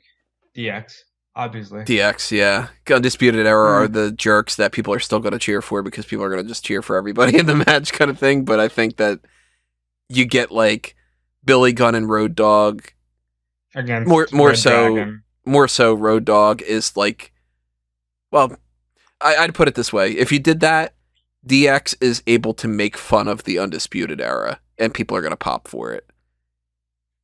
But yeah, you get Red Dragon against Gunn and Road Dogg. Obviously, Road Dogg's coming up short in the ring in comparison. And you get like Roderick Strong paired up with X-Pac, and you get Adam Cole with Triple H. I like it. I think that's the way to go because if you want Triple H as a single, I look up and down this list and I go, seen it. Yep. I'm not putting him against. I mean, like there are names I'd put him against, like a Terry Funk. But I don't know if that's like an all-time card thing, The only thing I can see on this list that I would be interested in on par with that Undisputed Era idea is to go back to something that we've talked about before, which was the Triple H versus Randy Savage, where you've got Miss Elizabeth and Stephanie McMahon in there. And I think ultimately the Undisputed Era thing makes more sense. And yeah, because we're literally basing that off of like one of wrestling's wild rumors. Yeah, and it's kind of like, and they probably wouldn't want to do it, you know what I mean? Because it's based off of that, like. Because like I wouldn't, other than that one-on-one, maybe Rey Mysterio against I don't know if I Nah. could put that in like an all-time thing. I'm pretty sure we've seen it. Yeah. Some capacity. I mean, the two of them. Well, basically, they were Royal basically Rumble the and entire everything. 2006 Royal Rumble, yeah. Yeah. So. I like the idea of putting Undisputed Era versus DX in there. And obviously, of course, we're trying to figure out the number of matches and stuff, too. Like, we were currently at 10. We only have 10 matches left. But I like that. I'm not super keen. And that's primarily because I don't like Gunn and Road Dogg being in it. What would you do? Would you lean more towards Click? I do the click. I could be, yeah, I'm down with Because potentially even the though I Click on think that. Diesel's the worst worker out of the bunch of them, he's a bigger name than Billy Gunn and Road Dogg. And Razor Run's is a better worker, I feel like. Because I feel like putting Gunn and Road Dogg in and trying to get Road Dogg in particular to work with Strong and O'Reilly and Fish and Cole is going to be a massive culture clash. Of like a guy like trying to do, humping the back of them and stuff like that. And just, Like only he'd be the thing- guy. He'd be the guy selling for basically the entirety of the match because he can't do anything otherwise. The only thing with that I see being an issue is the Undisputed Era is vastly outnumbered at that point then, because they've got Razor, Diesel, and Triple H are much bigger people. Mm. Undisputed Era look like a couple of little teenagers in comparison. I mean, but then Billy Gunn's fucking huge. Yeah. Well, they're So- all going to be bigger than the Undisputed Era members. The only Well- one that's is of their size is X-Pac. So, So it's whether you feel like that's a real issue is the fact that Undisputed Era are a bunch of small indie guys. So looking at the way that some of these things are, I can't honestly say that there's another spot for the New Age Outlaws. I love the New Age Outlaws, but I'm not going to prioritize them in a tag team title match over New Day, Hardy Boys, DIY, Revival, Dudley Boys, Usos. Like, we're not going to go the gun, a dog match kind of scenario like that. So if we potentially were like, okay, well, let's try to put them in there. The other argument would be, well, then is there some kind of spot for Razor and Diesel? Or is this really the only spot we can get them on the card? There I would is the say- idea of the Outsiders and Hogan. But then again, Yeah. who do you pair them with? Do you do the Outsiders and Hogan against... Shield. Maybe. Ooh. Ooh. Might have You know something what? there. I mean, that's the best fit. I feel. Yeah, and that's the best way. Because to use WWE Hogan. hires the Shield to fight against the NWO. Mm. Roman Reigns pairing off with Hogan. I don't think Dean it'd be the best Ambrose. match, but I don't think it needs to be in that scenario. Because then also, what do you do with the Shield other than, how about we write this down? How about we write down DX, Undisputed, Shield, NWO, and we get down to the idea that we might end up having to cut something like that based off of just the amount of matches. Because we do want to get some other types of styles of matches too. Mm. And we are missing some major things. One thing we are missing is something around Tag that teams. tag team division, like a legit tag team thing. And we've got Revival, we got Usos, we got The Bar, we got American Alpha, we got Street Profits, we got LOD, we got... What are you guys thinking? Mm. Not super sure at the moment. Well, we need to prioritize getting Rock, Austin, and Savage on the card in some fashion So, because that's likely to be some sort of main event associated with them. So hear me out here. we don't have a match listed for the WWE Championship or the Universal Championship left. So, I guess let's placeholder this just to be like, let's not forget about that and placeholder some kind of a tag team thing. Because we have the Intercontinental, we have the US. Just to make sure. If we were to do that, it would be... that'd be 15 matches, and we would still have 5 more matches left. So we know we're at least in a good enough range where we can play around. Do you want to focus a little bit more on the world title main event kind of matches, or do you want to focus on the tag team? It's up to you guys. Well, I want to at least because we know those guys are going to be on the. They have to be on the card, so we might as well get the Rock, Austin, Savage, those type of people out the way. I mean, fundamentally, I think Rock Savage is the way to go for one of those matches. I know it was the match that I booked on as my main event, but I feel like they're the best mesh. Just for sheer promo power alone. What do you think about this potentially?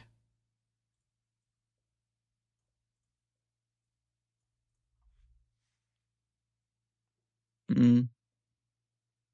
Because I'm looking at the names of the people that are left on our big name thing. Who do you put Austin with that feels like it's main event? What do you think about this? as this is not a triple threat, but this is just the other option. Yeah, that's true. Because I mean, on the list of the people that you can put with Piper, I had on my Piper notes, I had Piper with Foley, Jericho, Austin, The Rock, Punk, Edge, and Ambrose. These were my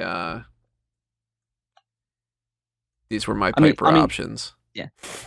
So, Austin was on that list. To me, the options for Austin, in my mind, are Punk and Piper, as we've got. I'm thinking potentially Perfect. I'm also looking at Goldberg, just for the sake of that was the dream match of the Attitude Era, almost, in many people's eyes.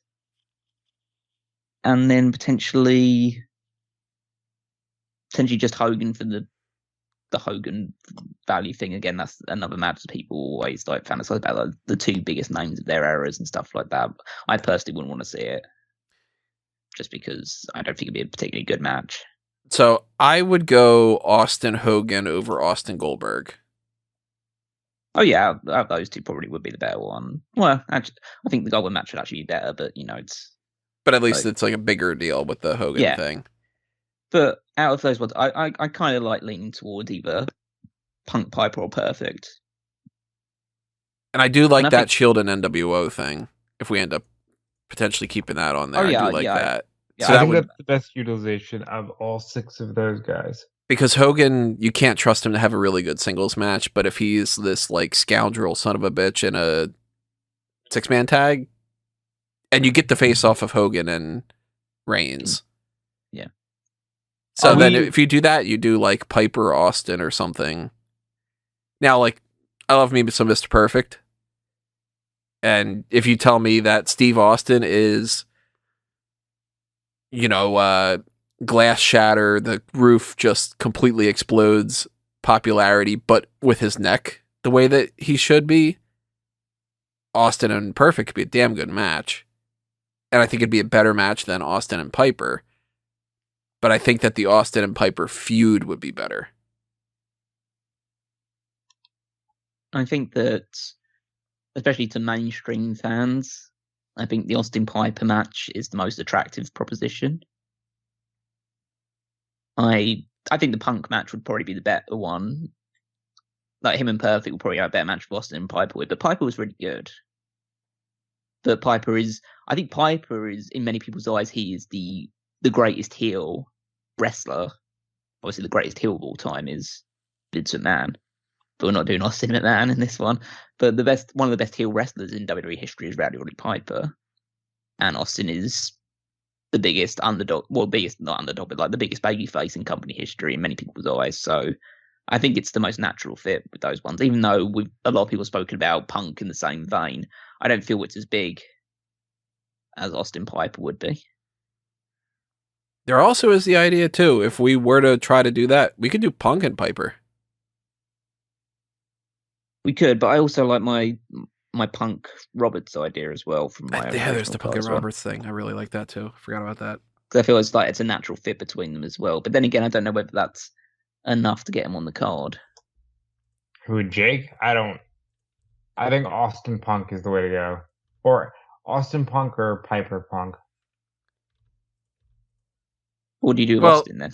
In the meantime, if we're hovering around these and hovering these, I would do Austin Punk before I did Piper Punk. I think we're being that recency bias to go with Punk over Piper. I would lean more towards Piper Austin than Punk Austin, but I think that if you polled people would go Punk. But then again, that's recency bias. I'm also, running a Champsgiving tournament at the moment where Austin's probably going to win Best King of the Ring ever, which I disagree with. I don't know. At this point, it'll already be done because you guys are hearing this a month later. But, to me, Austin is not the best King of the Ring just because he got the promo.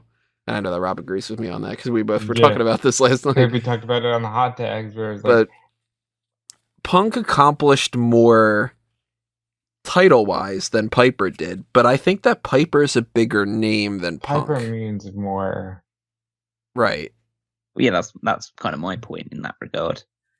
Bill Now- Piper is a mainstream name that people that don't watch wrestling nowadays still recognize. So out of that quartet and the fifth option of the Jake Roberts thing, if Punk doesn't go up against Austin, and if Punk has a singles match, I lean more towards It's Punk probably against Jake. either Jake or Piper. Well, 'Cause no, I think I wouldn't go like Punk against Eddie Guerrero, even though that is an option. I wouldn't lean like towards that. what are we thinking about Austin if we don't put him with Piper or Punk? I don't think there's. Callum's I mean, pitching perfect. I mean, And the other option is like prime Ric Flair. Hold on. hmm. Yeah, I would never sign off on Perfect Austin. I'm less One- into Perfect Austin than some of the other options, yeah. I mean, there is like prime Austin against prime Ric Flair, which would be an interesting way to go. Then. That is potentially interesting. Especially because we don't really have like a locked in 4 horsemen, and we can't really do 4 horsemen against 4 more and do another big grouping thing like that. Well, you could, because you got 2 nights to play with. Well, I think one night you do the DX one, and one night you do the Shield one. one. Night you do the Shield. Potentially. I still think we need to do some other multi-man style matches. Oh, we probably do for the tag team thing. But I mean, as far as like I wouldn't sign off on like 4 horsemen against Wyatt family, for instance. I'd be like, nah. But Flair and Austin, that is 2 of the biggest names. That is world title type of caliber.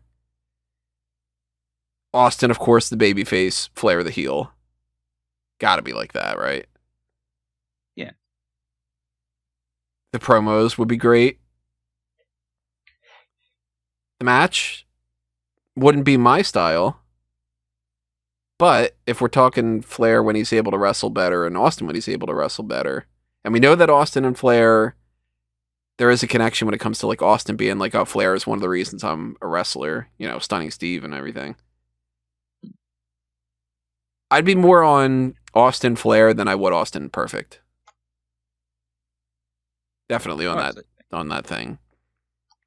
I think now that I've said it out loud, I think Austin Flair is the right choice. So we all at least are in agreement. Austin Flair over Austin Perfect. Austin Punk and Austin Piper maybe in the mix, but at least Perfect most likely not with Austin. So let's just get rid of that. He's still up on this thing, 'cause I still love to get a spot with Perfect on here. So we're gonna go Punk Piper. There's the Roberts thing too, but there's how about we do this? We know that we're somewhere in this range. Why don't we put a little bit of attention to the Rock and the Austin Rock thing sorted first before we start just staring out other names. Yeah, is there any other alternatives when it comes to Rock, Savage? Either for Savage or Rock. I honestly don't think so. I think they're the best fits for each other. I would pitch other people for Savage, but for Rock, I don't think I could. Who are you thinking with Savage? We don't have a Mick Foley match yet, and I think Randy Savage would be a great opponent for Mick Foley. Again, I don't feel like Foley's not going to not be on the card, but I don't think Foley needs to have a singles match. Foley, I lean more towards a brawling, hardcore type of thing. I mean, in the grand scheme of... I have an idea for that sort of thing, but we can get to it later on, I think. All right, as long as you have an idea. Like, I'm just looking at some of the names, and I don't want to skimp out on someone like a Foley, and I just think Savage might be one of the better names left for somebody like him. Like, I'll spoil this. Yeah. I'll spoil this. Like, I'm not personally leaning towards we gotta find a spot for Shelton, Terry Funk, Aleister Black, Jeff Jarrett, Dolph Ziggler, Bobby Lashley, Ricky Steamboat, maybe not even. Like, there's a bunch of people on this list that I'm like, all right, if it ends up being a case that Batista's not on it, I'm not going to be crying the biggest amount of tears. Foley, I do want to make sure that I think Foley needs to be on it. Andre needs to be on it. And he needs like these three at least have to find a spot. I'll add Rey Mysterio there too. So We'll like them. the idea of Jericho Savage is pretty interesting to me. Not as much as Rock Savage. Like that's what I said. Like I can't pick a better name for The Rock. Because fundamentally, That's like the issue. It's trying to find another person for The Rock. And I don't think that there might be a better option than Savage out of this. Because we've seen some of these matches already. Like, we've seen Rock Booker. We've seen Rock against Big Show. We've seen Rock against Jericho. Like, that, that kind of thing. It's the only other one that I would think, other than potentially Savage, would be Rock against Eddie. seen that. Well, we saw that, yeah. And if you haven't, So- you really should, because it's good. I'd lean more towards Rock and Savage. And I think that could be... You could sell me on that being the WWE or the Universal Championship match for sure. Yep. I'm not going to argue with that. Especially because it was one of the ones that you had But you pitched, literally yeah. booked it, yeah. Yeah. There's a reason why they're my first two picks. You know what? Good for us, Callum. We got two So- of our main world title matches on the all-time card. If we're thinking potentially that, and we're thinking potentially Austin and Flair, Which I one- would go Austin Flair. which one do you put in the WWE? Which one do you put in Universal? I'd go Rock and Savage Universal. Yeah. Austin, Flair, WWE. I would say so. What about you, Rob? Yeah, I can't think of a better pairing than that, which is surprising because we did see Austin Flair. We didn't see Prime Flair. But I can't think of a better opponent for Steve Austin. And if anybody's going, oh, you don't have Austin Cena, you don't have Austin Hogan, it's like, well, we've got Brett Cena and we've got Hogan Reigns. In the NWO. Like, there's Yeah. multiple, there's not just 4 people to pair off where it's The Rock against whatever. And even though Randy Savage didn't reach the same exact height as Austin and Hogan did, Randy's right fucking up there. Like, Randy is that other guy to Randy to me Hogan. is more identifiable than Hulk Hogan. I was always more of a fan of Randy Savage than Hulk Hogan. like Randy, Even though fundamentally I know that Hulk Hogan was the bigger deal. It's like Randy Savage was the one that was main eventing the other shows on the house show circuits. like if you look at modern day culture, I think Randy's more identifiable and The Rock is more identifiable. So I think they're a great fit. So we got this idea, this Punk Roberts, Punk Piper kind of thing. We got that we're trying to figure out something for Foley. We got something that we could try to figure out for Andre.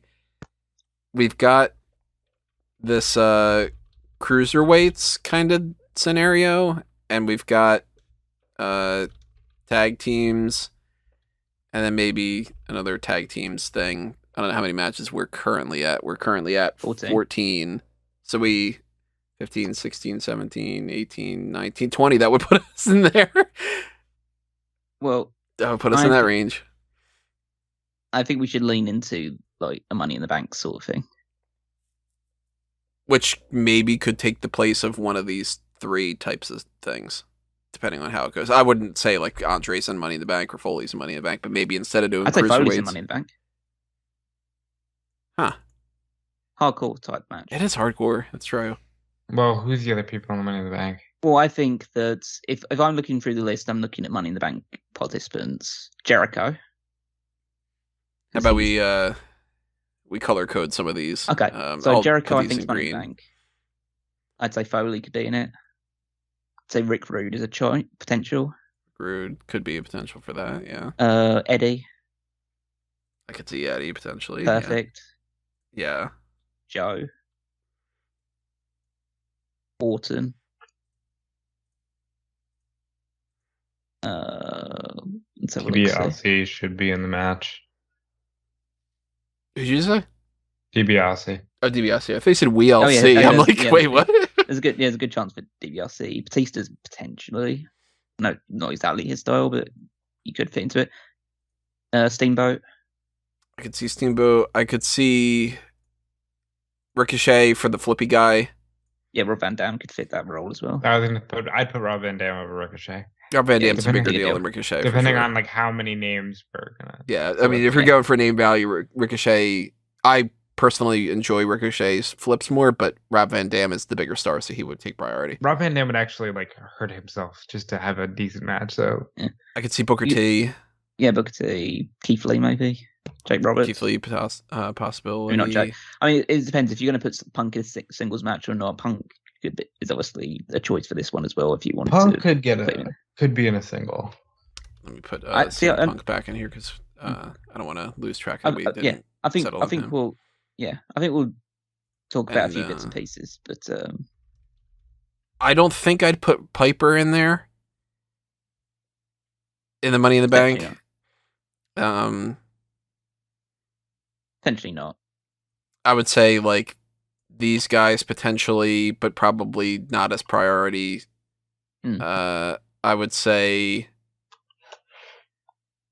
fundamentally Jeff Jarrett's not going to make in there, but Jeff Jarrett would be somebody that I'd be like, maybe, for that. I wouldn't put Jake in the Money in the Bank. I wouldn't put like a big guy like Vader necessarily, because I just can't picture him climbing up the whole thing. Well, Kane's been in multiple ones. Kane's more agile than Vader, at least in that regard. Have you seen Vader do him insult? I mean, like, yeah, I mean, he's got his thing, but like, I could see Kane climbing more so. Kind of the same as like I could see Kane climbing more so than Big Show. Yeah. Big Show's been in a few of them, but okay. Drew McIntyre is a guy that I could see potentially in the Money in the Bank. Shelton, obviously. Shelton for his flips and stuff. Bam Bam's an athletic big guy. So here's But yeah, it's realistically, it's just we're looking at like top names. here's a pitch. Oh, hang on. Just to add to that as well. Got Edge and Oh shit, yeah. Jeff Hardy and I'd say Edge, Jeff Hardy, and Cesaro would probably be ones that you'd fit into that as well. Maybe Maybe like the members of the New Day. New Day I probably wouldn't. I'd want to keep the New Day together. Realistically should have some kind of a tag match. Yeah.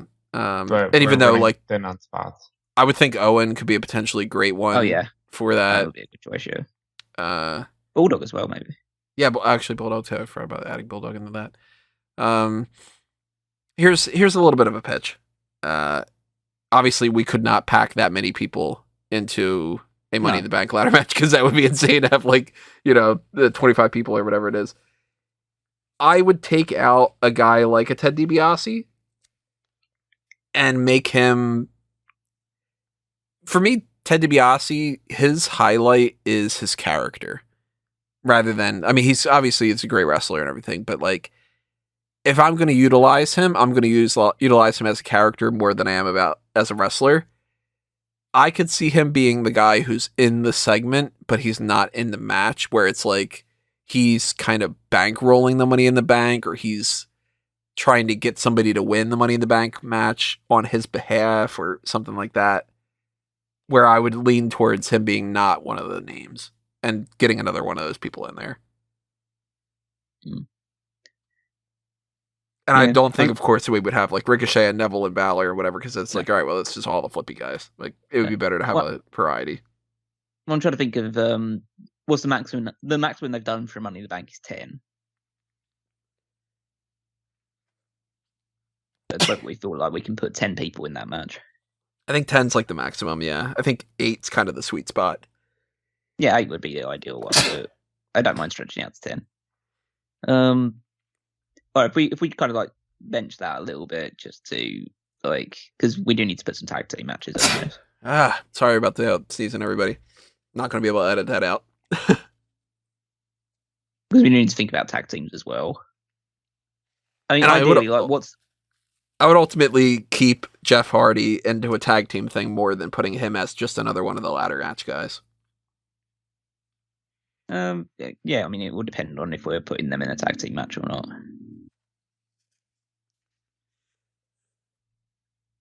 I'm trying to think who are we kind of prioritizing as tag teams. Huh. I'd say the Dudley Boys should be logs. The New Day should probably be in some sort of tag team match. Yeah.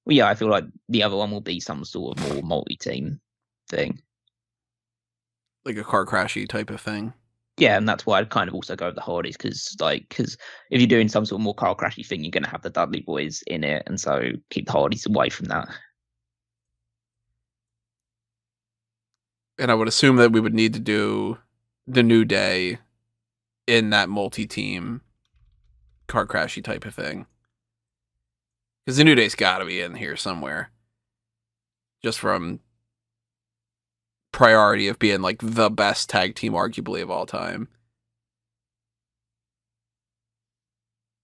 Huh. Sassafras. What other teams do you guys think would fit into that type of range? Would that be where the Usos go? Because if we ended up having Hardy Boys versus Revival and we ended up having New Day, Dudleys, and then one or two or whatever other tag teams, Usos kind of have to go in there or else they're not on the card. I'd feel bad if they weren't on the card. If we could avoid it. I'm not sure. Because like part of me saying like Legion Doom should be on it, but like I'm not super keen on seeing them in a match. And you probably want to put like maybe even the Bar on there as well, because it's the issue, especially in WWE, is the fact that they have like 3 generations of really great tag teams. Like the late 80s, the Attitude Era, and from a couple of years ago. And realistically, the only ones from the modern era are the Usos, the New Day, and the Bar. And DIY to an extent, but we could do singles with them. Yeah, and Own the Zane as well if you do that sort of thing as well. But like, I'm not sure. Maybe Heart and Bulldog as well, but like, there's Alpha as well. But I'm kind of fine with American Alpha and Street Profits not making the card. Yeah, I mean, I'd lean more towards them not making the card. APA not making the card. Steiner's not making the card. Rock and Roll not making the card. Wyatt Family most likely not making the card. Brainbusters.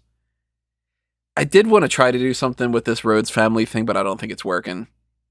Just based off of the amount of matches that we have. With the way the card is shaping up, yeah, I don't think it's working. I had thought maybe Rhodes Family, Wyatt Family, but with the way the card's shaping up, I don't think it's going to happen. Because, like, with Andre... I mean, Andre's match should just be a battle royal. It's a battle royal. Like, let's be honest, it's a battle royal. Show. Like, yeah, it'll be slow and it'll be a slog, but you can get like, Andre and Big Show standing off in a battle royal, and you get the same exact effect, you know?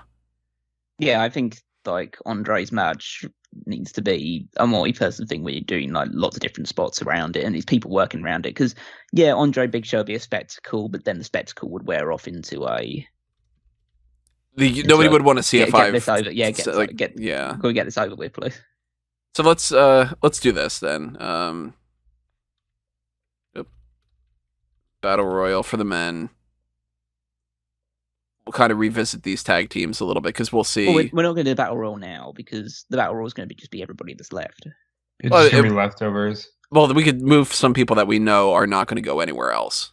Okay. Like, so Andre's like we know that Andre's going in there. We know that Big Show's going in. We're not putting Big Show anywhere else. We know that like, Bruno's going in that. Most likely Bruno. I would think Umaga. Yeah. Bobby. I would think Vader and Yoko. Bobby Lashley. Maybe Kane. Goldberg. Maybe just go straight up like kind of big man buffet-ish, you know.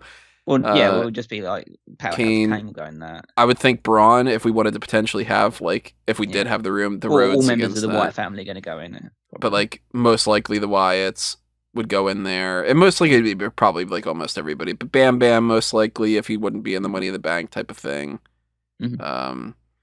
Which I guess I'll just move him over and I'll make him green just in case we wanted to put him in there. But I think that we had enough other people that we probably wouldn't end up putting him there, especially over somebody like a Samoa Joe. But Samoa Joe, potentially in there. Batista, potentially in there. That kind of deal. You know, like a Keith Lee. Because really, I mean, if you want to have a battle royal of like the biggest battle royal ever, just going by these names, these are some of the biggest guys. And that could even be the gimmick of it without including like, Bob Backlund in there. But it just being like, all right, these guys are like the juggernaut battle royal type of thing or something. I don't know what you would call it. Yeah. Just to get some of those out of the way, just to kind of do that. I'd say, we can talk about some others that might go in that later on, but I mean, I'm kind of sold on Hardys and Revival as one of those, like the straight up one-on-one tag team match. I'm good with that. And then the other one is kind of, we're hovering in this. Yeah. I would say might as well get rid of some of these things because we've talked more about these tag teams than the other ones on this list. I mean, that's kind of like the 4 tag teams that you'd kind of expect. And do like a fatal 4-way. Yeah. Like a 4-way elimination or something. Elimination, tag team turmoil sort of deal. Like that wouldn't be a ladder match, but it would be something. Maybe it's just 4 corners. Well, yeah, I'd definitely go with like all guys out there at once. Like, I wouldn't do some sort of gauntlet or anything like that. Because if you do have all people at once, you can pair off some people here and there.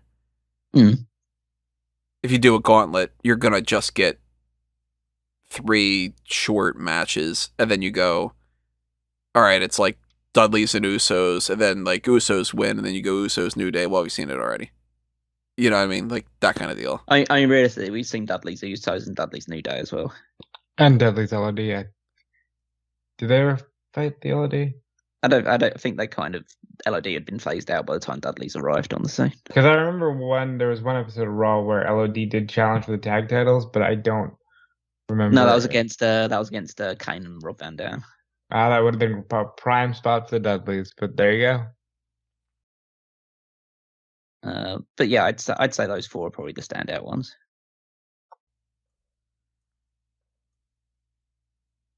So just make sure we don't lose track of that.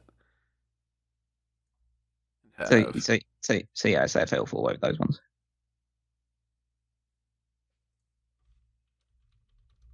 Dudley Boys, Usos, New Day, LOD. The only reason I'm typing LOD instead of Road Warriors is because it's shorter. Because it's Road Warriors. More so than Legion of Doom. Deepest of Doom. There you go. Andre Battle Royal covers a bunch of names on there. This would be this the Money in the Bank type of thing. And then we've got potentially cruiserweights and a Foley match.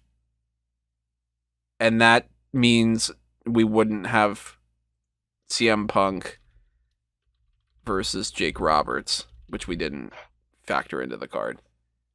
But that would probably be the only other singles match that we would, unless we did something with Eddie, I would think, right?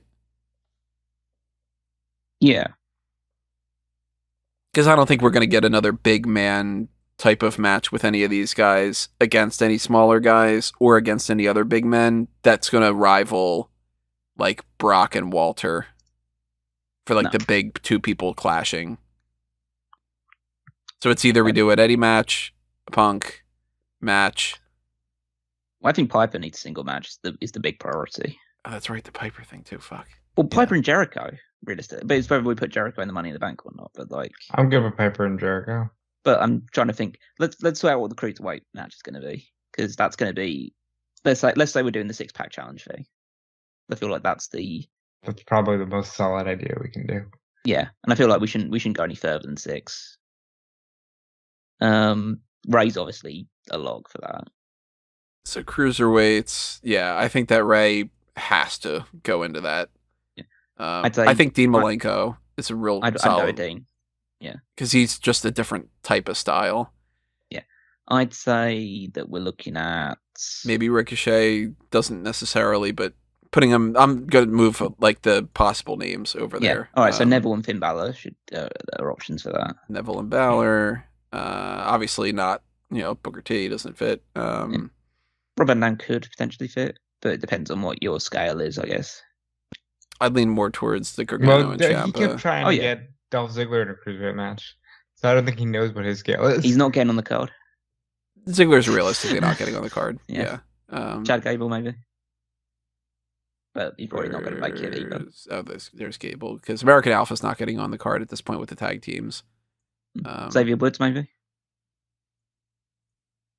No, he's in the New Day match, I think. Well, he's not going to be in the New Day match. He's not going to wrestle in the match, but I mean, like, he's out there for the match. I don't think we need to have him pop up twice.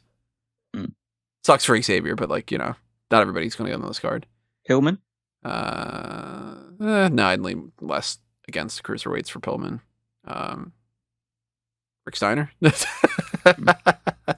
Imagine that. Let's get rid of Usos and Dudley Boys here just to clean things up a little bit. Obviously, the Bar is not in that mix. How many people we have right here? That's 8. Yeah, so if we just cut out 2 names. Let me get rid of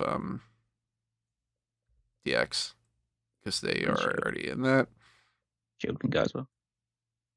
And Undisputed Era. That's right. Undisputed Era.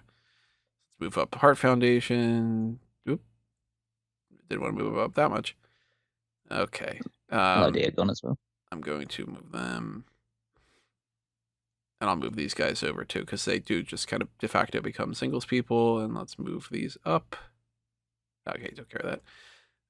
Move Rock and Roll over here. Look at this, making it all clean. Get rid of Hogan. And Flair. So we're at 8 here. And then, are there any other cruiserweights on this list? Zayn, maybe. Oh, Pete Dunne. Yeah. Totally forgot about Pete Dunne. Zayn would fit into that bracket as well, probably. So at least we're all in agreement. Put Sami Zayn in the cruiserweight thing. We're all in agreement these two, definitely. Yeah, Right? those two, definitely. Rob Van Dam, of course, was something that we were talking. Bring him over there. Yeah, but yeah, we're doing a 6-pack, right, for the cruiserweights? Yeah, I'd say 6. And I would lean more towards Rob Van Dam and the Money in the Bank than the cruiserweight. So, He's potential, yeah. Ray and Dean, obviously. I'd say Gargano should be a priority for that one. I would be totally signed off on that. I would say Ricochet should be. And then those 3. I'd lean more towards Neville and Balor before Ricochet. And then I would either say those 3 or... I think Sami should be in it. How much does Sami weigh? Sami's not going to get into the Money in the Bank match, and Sami should be in a match on WrestleMania. Over, based on his star power over those, especially over Neville and Ricochet in particular. I'm laughing at Tony asking how much does this guy weigh. Yeah. Sammy's definitely a cruiserweight, Tony. Don't worry about it. Well, I mean, just like how much does he weigh? Because I don't want to know offhand. It's 96 kg, so I'm just checking what that is. Let's see. 212. 212. So I mean, technically speaking, he wouldn't be into the 205, but we're not limited to the 205. I mean, back when the technically cruiserweight title was speaking- in the early 2000s, it was 220 was the limit. Technically speaking, Adam Cole is 6 feet. What's your point? Like, well, no, that's the actual. Technically speaking, doesn't work when it comes to that. Also, that's his build. That's I guess that's Sammy's build weight. We don't know whether. So that's what I'm saying. Like, he's probably actually like 188 or so. And I don't think it would take much for Sami to get down to that weight either. So let's move Rob Van Dam out of that because he wouldn't. I'd say Sami's the biggest name out of those. I think Sami and Balor are the 2 biggest names out of those. I think what we get with Pete Dunne, we get with Dean Malenko. Yeah. So I'd put. We need a guy that does flips. We need a flippy guy. Well, so we need one of Ricochet or Neville for sure. I'd lean towards Neville. I think Neville's done more. Fine, then do Neville. Add Zayn. And then I'd even make the argument of maybe Gargano doesn't make the card. You put in Finn Balor. Well, there's 5. We can add. There's 5. We could add one more. Ah, okay. So, Then it's Finn I mean, Balor. Balor is a bigger deal than the other ones. Yeah. Chad Gable ultimately doesn't prioritize as much. Ciampa, I'd go Gargano or over Ciampa, and I hate the idea of Ciampa not getting on the card, but at the same time, I think Ciampa is just a different type of style and everything too. So it's really more so, it's these 6. Ricochet is kind of an outlier. He I don't just know if doesn't it. make the card. I don't know if it's more so he doesn't make the card, more so you make it 7 people, like No, a he just doesn't make lucky the 7 card. type of thing, or maybe you put him as one of the flippy guys in the Money in the Bank. But then you've got Shelton, you've got Rob Van Dam. I'm more than fine with some of the names that we've excluded from this card, with Ricochet not making the card. What do you think, Callum? Oh, Ricochet definitely shouldn't be on the card. Yeah, well, then he just doesn't probably make it. Let's move him back over there. So that's cruiserweights. Yeah, those 6. So we have Money in the Bank and we have blank, which one of those blanks could be either Piper, Punk type of range. This. Yeah. Well, So it there's- depends, because like realistically, we need to do something with these people in either a singles capacity. I mean, you could do some sort of just weird tag team thing with them. Or a straight tag. Yeah. Huh. I would. Now we don't have a Foley thing either, unless Foley's in Money in the Bank. I guess he's going to Money in the Bank, but that's where the cookie crumbles sometimes. Because there's also like Foley Piper. If I was going to go with any mix of these 4 for Foley, I'd probably say Foley Jake. How's Foley Jake too? Just move these people over to have like a kind of range. Well, I think the other one that's the weird one that we haven't found a singles match for is Perfect, probably. Oh, there's also Edge. Edge, I think, is Money in the Bank. Ultimate Opportunist and everything. And Perfect that should probably plays be the Money in the match. Bank then. I think Perfect could be in Money in the Bank, but I think Perfect could also be is also a big enough deal to be in a singles match. If we've got those 5 listed, I feel Perfect's in the same conversation as those. I mean, fundamentally, if we were talking about who should go Money in the Bank and who should get a singles match, I'd say Foley should probably get a singles match. And I would Perfect- lean towards Foley in some kind of a hardcore match rather than Perfect in just another wrestling match. I also find it quite interesting that like we've narrowed on these guys for like whoever's going to be like the quote unquote final singles match. Orton is not getting anywhere in this conversation. I just think he's Money in the Bank. He's it's funny. He's a 14-time He's a WWE 14-time champion. I'm not making the argument because I'm tired. So like, On my notes, I had the idea that Orton could be in a new revamped version of the Four Horsemen. my For instance. argument would have been, you can group him like that. You can put him and Batista in a tag team turmoil if you need a team. You could have done, Rock and Randy Orton. They're both 3rd generation superstars. At one point, they were the only 3rd generation superstars. I'm sure that's changed. But I knew Randy was going to get a spot over some of these other people, so I didn't argue for it. I'll argue for Foley because I think it's egregious that he didn't factor in quicker. I don't know why you think that's egregious. It's like Foley was like his peak in WWE lasted about 2 years. But it's still 2 of the most successful years in company history. Yeah, but he was only I don't say it was a small part of it, but he wasn't the head of that thing. He was a secondary player to The Rock and Austin. Well, yeah, but I still think like he should have at least been in the conversation more than some of these other people. I also don't know if like his matches would be at the same level some of the other ones that you could potentially do. If you are putting Foley in a singles match, it has to be a hardcore thing because... Or just like a wild brawl. Like Mind Games wasn't actually a hardcore match, but it might as well. No, but have he been was kind of fighting thing. Shawn Michaels. Yeah. So if we're bouncing around some of these things here, I mean, I think the most egregious one that we haven't put in a singles match is Piper. which And we're Piper's, thinking about potentially having him in there. Piper's the biggest singles name I think left out of those ones. So we have 19 people on this Money in the Bank list. That's not factoring in these people either, but I don't think that we're going to go with like, let's get one of these bumped off here and let's put JBL in there or something. I mean, shit, JBL could be one of these bankrolling type of people for all we know. It is like a shame to not have like, Cody. It's a shame to not have Bray Wyatt. Bray Wyatt's the type of guy that like, I'm not going to argue to put him over other people, but we can't fit every one of these out of the 19 in the Money in the Bank if we're limiting it to 10. So we got to knock 9 of them out. Who are some people that you guys would want to lean more towards either knocking out or being like, they got to be in there? I'd knock out DiBiase, as you described earlier. I would too, as far as like, he could bankroll and he could be a side type of guy. That's 1 out of the 9 to... As bad as it sounds, I'd knock out both Sheamus and Cesaro. Just don't feel like they're big enough names compared to the other ones on that list. Ditto to Riddle and Booker T as well.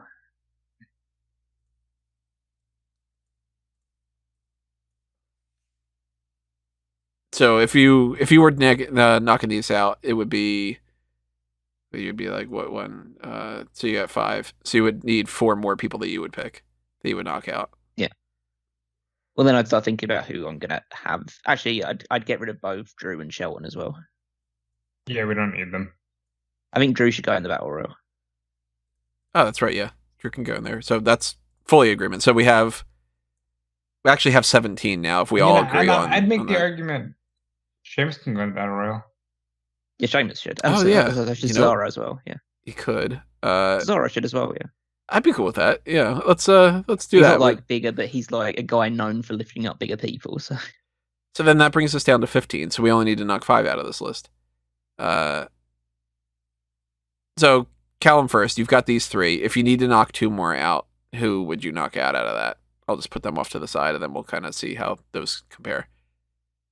Yeah, 2 more you got to take out of that.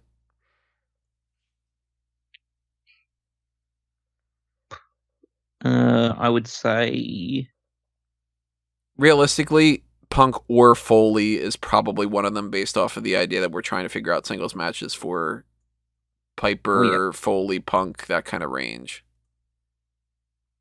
I don't know who I'd take out yet, because I'd rather start putting people in and then start seeing who's left after that. All right, well then, so Edge should go in because it's Money in the Bank. I think we all agree on Edge, right? Yeah, I would. Let's lock him in. I think we can all agree on Jericho, unless Jericho ends up being like Jericho Piper or something. But I could always put somebody on the side of like, if we needed to replace him, if we go with the other thing, like that kind of thing. But can we all kind of sign off on Jericho? Deal, but I would sign off on. It's whether, because I think one of these singles matches should maybe include either Jericho or Punk, and the other one goes in Money in the Bank. Like it's one half of the equation. Jericho, Punk, and Foley are the 3 that we're kind of like bouncing around here. Either we do like the Piper type of thing, that like Roberts is only getting in if we do Punk, probably. Even though Roberts and Jake could be pretty fucking sweet. Roberts and Jake. Or Roberts and Foley. Bangers and Nash. Roberts and Jake. I would say, if we're going back to just Money in the Bank quickly, just to see who we're going to put in, I would say let's put Jericho in. I think Jericho's the one who's best suited out of those people to be in the Money in the Bank. I think Orton. Sure. He's just too big of a multi-time champion to not go in a match that's like that. I say Eddie should be in it. I think Eddie too. What do you think, Rob? Yeah. I think Owen should be in it as well. I think Owen for sure. Definitely gets my sign off on that. I think both Ricky and Rick Rude should both be in it. I'm not sold. Actually, perfect. Rick Rude, but maybe perfect over Ricky. perfect I would sign off on, which would be we're at 6, so we have 1, 2, 3, 4 spots left out of that. So out of well, if we're doing a 10, or we're doing 8. if we did 10, then that would Okay. be that, just to kind of give ourselves a little bit more leeway. Okay. Well, there's plenty of room then. If we've got those 9 and we got 4 spots left, so we would not have to knock out 5. I'm cool with knocking Matt Riddle out. Shelton and Booker, I think, definitely should go out as well. I don't know about Booker. Shelton, I'm okay with knocking out. What about you, Rob? Shelton should get knocked out. What about Riddle? You guys think? Yeah. 2 votes for Riddle. Booker, I'm not sold on. Put Van Dam in the match. So we got these 4 spots left. The Punk and Foley thing is kind of up in the air. Rob Van Dam kind of should. He'd be the flippy guy. And he is a former Money in the Bank winner. And then out of these... All right. Well, we have Jericho in here. Let's rule out the Jericho thing there. So we're going... So we're thinking about potentially making Punk and Foley a singles match? Well, I'm thinking Punk and Piper. I think... And then throw Foley into Money in the Bank. Do Foley, Rick Rude, and Ricky Steamboat, Punk and Piper as a single, and Booker T and British Bulldog don't get on the card. I'm thinking we're going with... We should go Punk and Piper. I think that's the best. What was your pitch, Rob? Punk and Piper as a single. Throw Foley, Ricky Steamboat, and Rick Rude in the ladder match. And British Bulldog and Booker T don't make the cut. Or... Need with Jake Roberts in that. You could make the argument of Bulldog is in the same category as a Cesaro and throw him in the Battle Royal. How many people do we have in the Battle Royal right now? We have 17, so we do have room. If they've done 20-man Battle Royals before. I'd be cool with Bulldog going into that, if you guys are cool with that. Bulldog in the Battle Royal. Cool with that. I'd say Bulldog should go into it. I feel JBL and Ron Simmons. I think maybe that could be a spot for Wyatt. No. The big man thing? Dusty. Well, we could put... There's literally no limit we can put onto a Battle Royal. Well, I mean, technically speaking, we could put Neidhart in there. We could put Owens in there. Yeah, why don't we do it? Actually, Owens... Why have we considered Owens for the Money in the Bank? I don't know. I think he just got lost in the shuffle. I think Owens is a consideration. Because he would have been great. Yeah, that's true. Yeah, fuck it. I mean, really, if we want to do something, if we want to do something silly about, like, you're looking for Mick Foley to have a singles match. If we wanted to just say, oh fuck it, just do 21 matches, Owens versus Foley makes a lot of sense to me. Well, they would die. Well, one of them would. So I think I would lean more towards Owens in the big man thing and Foley. If we needed to do Foley in a singles thing that was on that other side, I think I'd even potentially go Foley and Jake to see what they do with that. Jake's not really like a brawler, hardcore type of thing, but so why would you put with Mick Foley? Right, that's true. God damn. I mean, I know, like, Foley, one of some of Foley's best hardcore matches have been with. I'm thinking of the promo more than anything else. He's thinking of the promo work. We got Owens. But yeah, Owens is good for that too. I think the best. I'm okay with Owens and Foley. I think I'm okay with Owens and Foley, and I really do think he should have a singles match. But that's if we do a 21st match. Do we have the time for a 21st match? It's literally we're not doing this in real life, so I know, but we got to give ourselves some rules. Otherwise, we would just be like, and then we also have Rock and Roll against Steiners, and we also have. Well, that's literally what I did because you don't have fucking rules. Like they don't exist. I mean, the argument would be then that you'd get rid of something like whether that's more valuable than some other things. I would say Rick Rude should be in the Money in the Bank. Yeah, I just moved him up. I think we all kind of agreed on that. Yeah. Ricky I- Steamboat. Steamboat would probably make the most sense out of those ones remaining.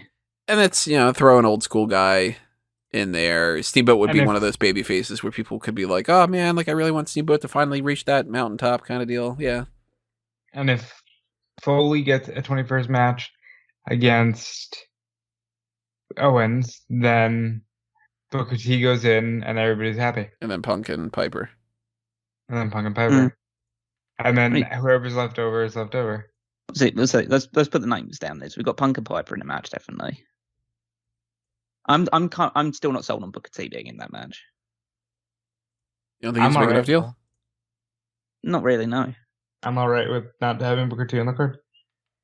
I think Booker deserves to be on the card. I'd put Booker over. Like, it's kind of weird to me if we have Booker on the card, but if we don't have Booker on the card, but we have, like, say, Johnny Gargano. Neville. Yeah, but they serve completely different purposes, though. It's like Booker T can't physically go into a cruiserweight match. So it's not a case of like, oh, he's a bigger deal than Neville, but he can't be in Neville's match. Yeah, but you can make the argument that, like, Well, yeah, but I can also make the argument that why is Harley Race and Jerry the King Lawler and Terry Funk not on this card? Yeah, that's what I'm saying. I'd say they're probably all bigger deals than Booker T. I would agree with that statement. Like, well, Lawler, you can make the argument maybe he's on commentary. Well, yeah, but I liked your idea about Ted DiBiase being the one bankrolling it, but then realistically, if it's a choice between Ted DiBiase and Booker T, even with that storyline thing, I think Ted DiBiase makes more just thematic sense to be in Money in the Bank, and he's a bigger name in the epoch of WWE than Booker T is. Yeah, I don't know why. That's another one that I'm just like, he's not as big as Savage or something, but he should be on the card. Well, that's why I figured if he's on the card, but he's in a non-wrestling capacity, we can use a wrestling spot. But what is he like? You can put Booker T on commentary. I don't think that's a good idea. My goodness. I don't think having Booker T say his fave 5 out of this card is a priority. I think it's absolutely a priority. Who would be in Booker T's fave 5 with this card? I mean, why do you think Booker T should necessarily be in this over some other people that we've got left over?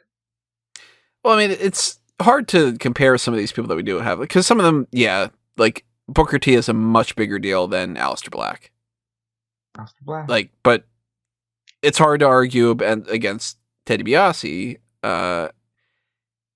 Here's how I kind of look at it. Booker T's a 2-time Hall of Famer. He's a world champion. He is one of those guys that a lot of people kind of agree should have gotten more of a due. So in a fantasy scenario, I like to try to give those people what they deserve.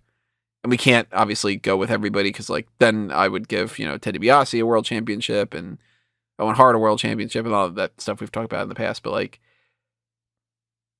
I'd put Booker T over there and keep Ted in like a manager role, more so than to put Ted in the wrestling role and completely take Booker off the card. Because then you're at least getting both. Okay. All right. So I do understand that.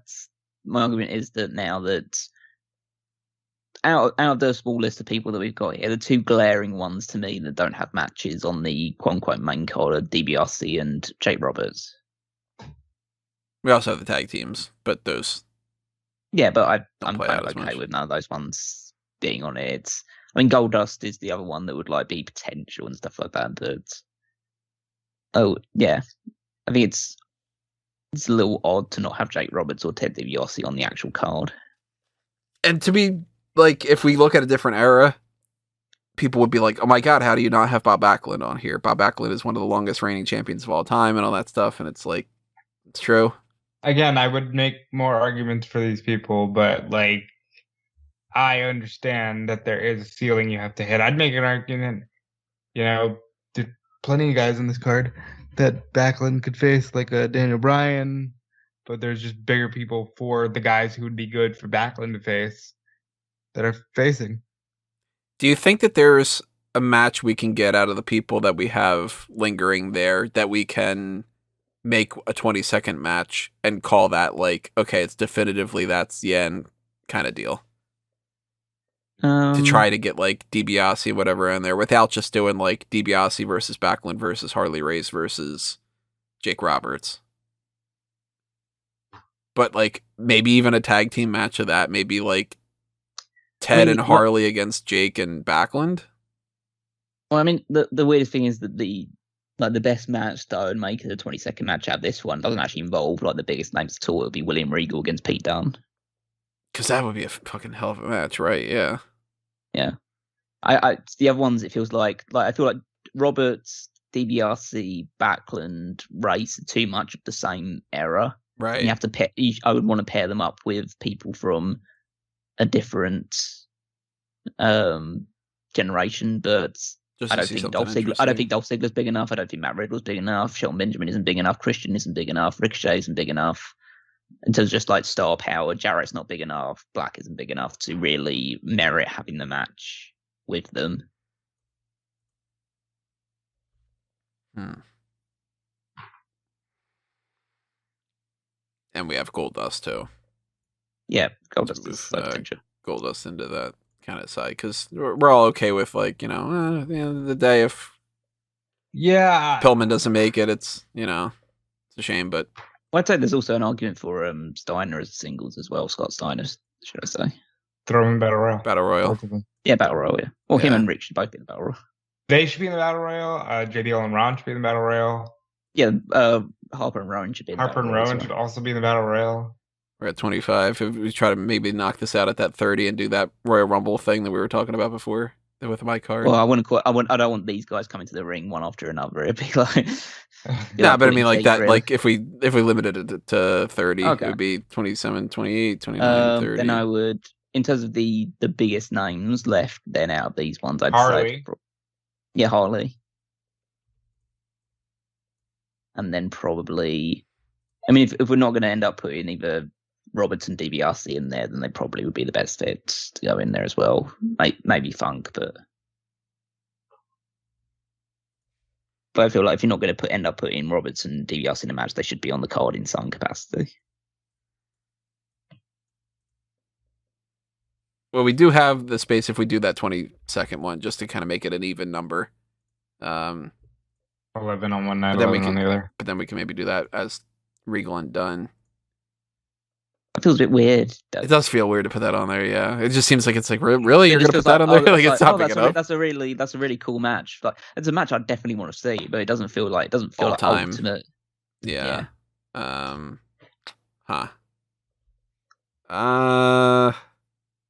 mean, maybe Regal Backlund sounds a bit more all time, but it's like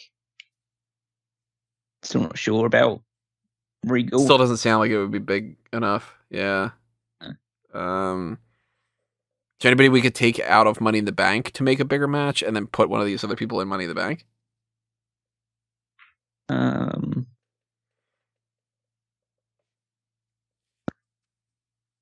Looking at the list, I'm like, I mean, Jericho would probably be the biggest name.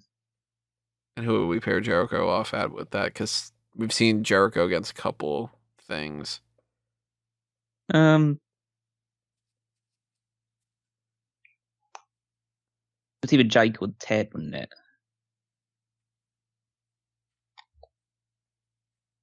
And I feel Jericho makes a lot of sense with either of them. Yeah. I mean, unless we do Jericho perfect, take both of them out and throw two more people into Money in the Bank.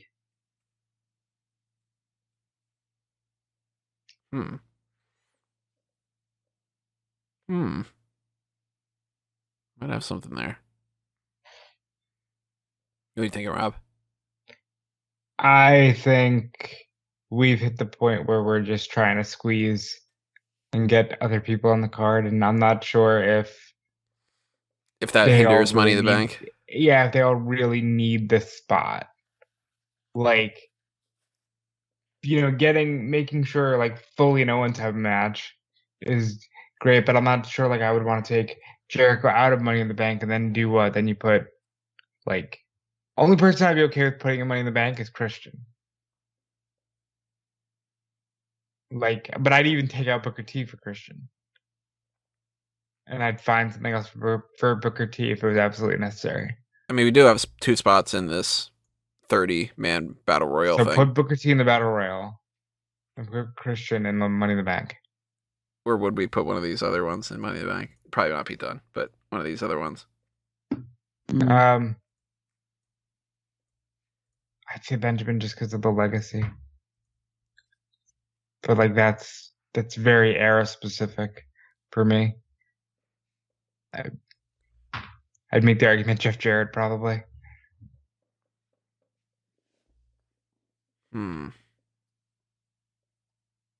I can't see Lawler fitting in that. I don't think that, as much as I'm a big fan of like Ciampa, he's not as big of a deal compared to some of the other ones. I don't think Funk in the Money in the Bank makes a whole lot of sense. But I could see maybe a Goldust. No, maybe that's where Ted goes. Just to put Ted in there. Ted's thematic with it. Yeah.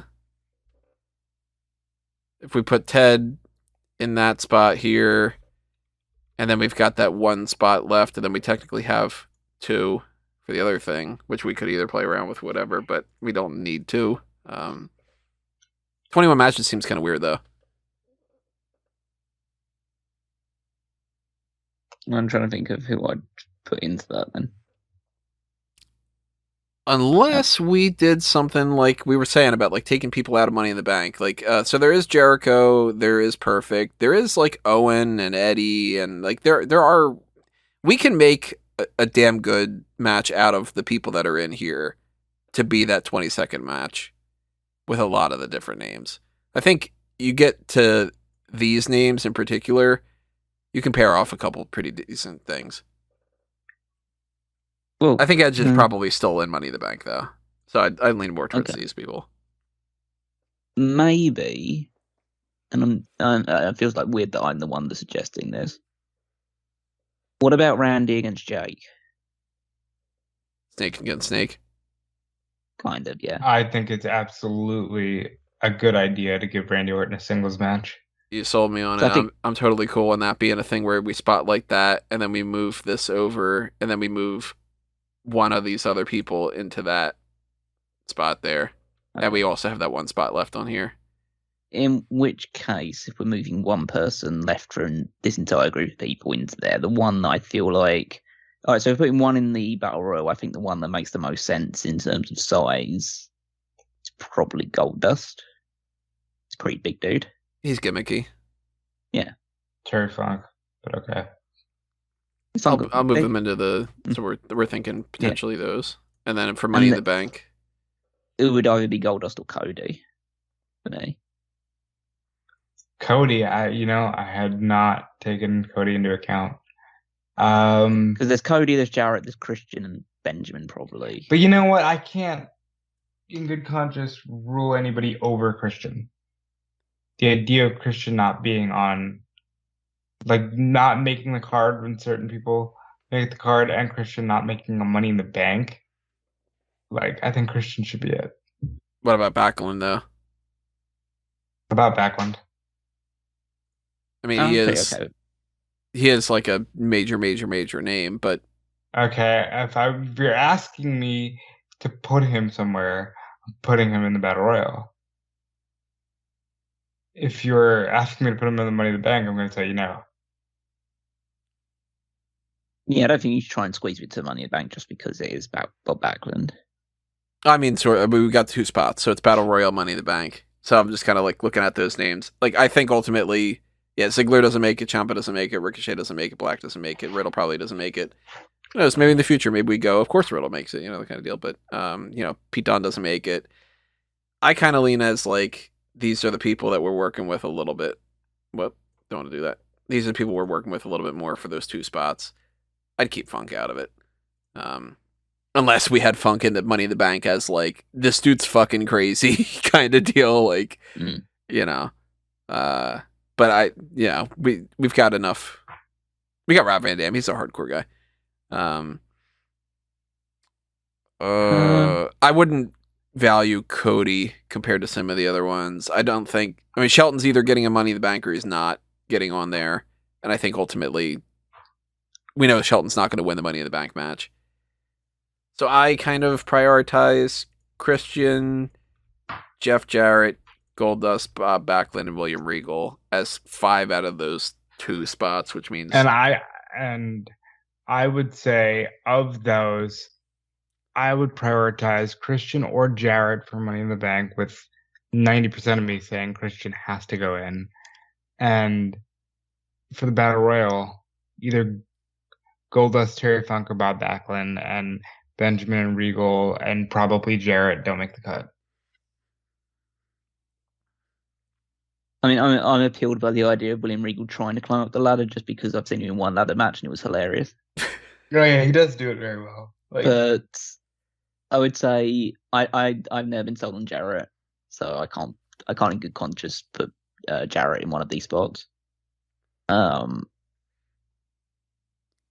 would say Christian or Goldust. I would say Christian or Goldust for Money in the Bank. What if Jarrett's trying to say that Money in the Bank should be called King of the Mountain? For that reason alone, let's put Christian in the Money in the Bank. Thank you. I think, he is a part of the TLC type of thing, Yeah. and then Edge is in there, yeah. And then I think Goldust kind of takes that last Battle Royal spot. I would prefer Goldust. Yeah, I just think he's a bigger dude, and that kind of fits the theme of the people that are in there. As like gimmicky, weird. You got something to the table for every single one of these. Either you're like a giant dude, or you're like the big strong man that's going to limit everybody. You're big, strong, fat, or Goldust. Well, Goldust is like 6'5". Fair enough. I mean, we've got like Booker in there. We've got. Have you Rick not seen Steiner Goldust in AEW? He towers over everybody. I mean, he's huge, yes, but I'm thinking like Booker's the smallest guy probably in that match. Booker is the smallest guy. What about Cesaro? He'd probably be the smallest, right? No, Booker's smaller than that. Really? I mean, Cesaro, well, at least Cesaro's Cesaro is a man. Like, have you ever just looked at Cesaro and you're like, yeah, he is very well built. He is a lot bigger than Booker. I mean, if you're going based on height, Samoa Joe's probably the smallest person in that match. Yeah, yeah, he's just he's one of those what do they call it, like hefty or whatever. Yeah. Yeah, but you got a combination thing. I think Booker T's the one that's like just a guy who's really cut. Well, in his prime, is really cut and like obviously tall, but not like decidedly huger than most other people on the roster. Like he's the one that probably stands out the most. But yeah, he's a big name, so he shouldn't really be out of the card altogether. So before we move on to the rest of this, because yes, we are not done. This is a long video, but we are still not done from knocking this out. I want to take a brief moment to talk to you about our sponsors for this big, massive pay-per-view and for this big, massive podcast, Manscaped. You should know by now, but if you don't by any chance, if you go to manscaped.com/smark, that is our code that you can use to get yourself 20% off and free shipping on everything that's on the website. That could be their performance packages and their subscription services, and it could be some of their specific tools like their Lawnmower 4.0 or their Weed Whacker, or it could be something on the smaller end. You know, maybe you're just interested in something like their new body wash or their cologne. Refined cologne is something that I know that my fiance, now my wife, when you're listening to this one, when this podcast is out, it's crazy, huh? That she is a big fan of that. She is probably going to force me to wear that while I'm in my honeymoon right now. I don't know for sure if I'm going to be wearing it at this particular moment that you're listening to, but maybe I am. Because, you know, these products are great and they're standing the test of time because you're getting what you pay for, but at the same time, you're not paying an arm and a leg to do this, especially if you use that code and you go over to manscaped.com/smark. 20% off and free shipping is going to take a big chunk out of that price tag. It's going to make you feel even better for the fact that you are getting this at a discount. And then when you use the products, you're going to feel even better about yourself. So clean up your balls. You know, it takes balls to take that action and to actually go ahead and buy one of these things. But if you do, go to manscaped.com/smark, pick it up. You won't be sorry. Now back to the pay-per-view stuff because we got a lot more that we still have to do.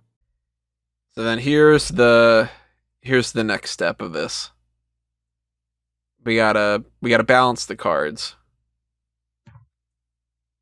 that we got here. We don't we know that these are our matches. I should not have copied and pasted that in that spot. There you go. It's gonna be terrible. I need to balance that out. Whatever. So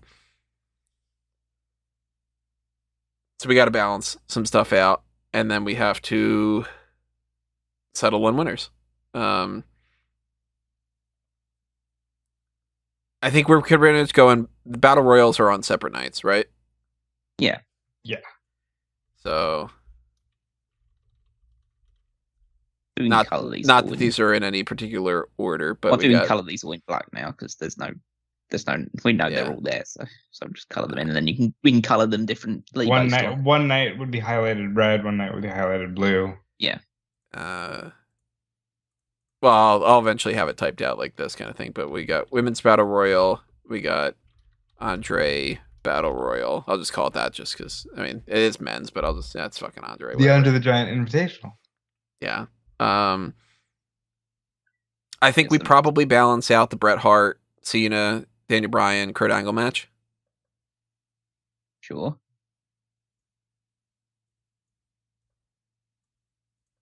Oop.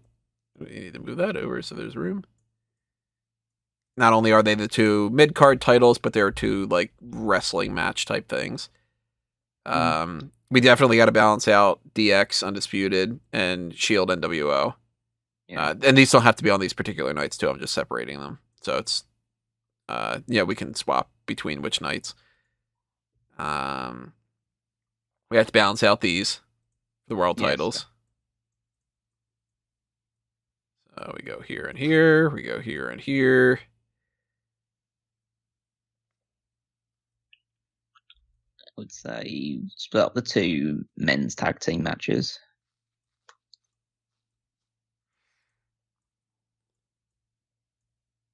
That there. We got to split up the two women's Title matches, yeah. So title matches. So we got that one, and then the one on top, yeah. and the Fatal 4-Way. Yeah. I'd say split up Money in the Bank and the Cruiserweights. Yeah, Yeah. good idea. Money Bank and Cruiserweights. I think we I'd should say- split up Punk and Piper and Foley and Owens. Yeah. I And would think say we should split these two up potentially. and the Styles Michaels Orton thing, and then the other women's match be the other two splits.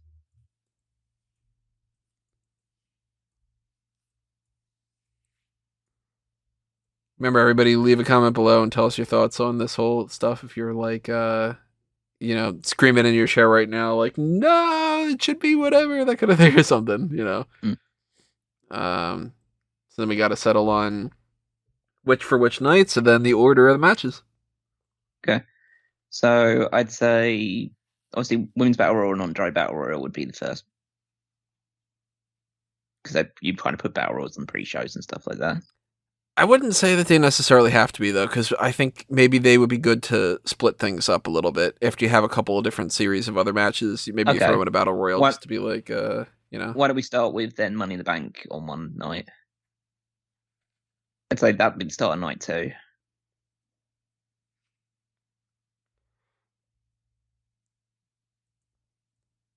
Because they've kicked off loads of WrestleManias like that. I'm fine with that. And then night 1 could, I guess, in a similar vein, you could put the cruiserweight match on the start of night 1. and obviously we 'Cause you want to start off hot. we So. might play around with rearranging those things if we go like, you know what, we just realized that we booked 3 singles matches in a row or something too. We'll try and avoid that. Because a lot of these matches I can't see being the opener. Like, we can't open with like Trish and Becky kind of thing. No. Like, that's a little bit too weird. Or like, we can't open with Brock and Walter, I'd go from both of these matches into 2 singles matches. Yeah, I would lean more towards that. So I'd say Orton Roberts on night one. I feel like that's the least super exciting one.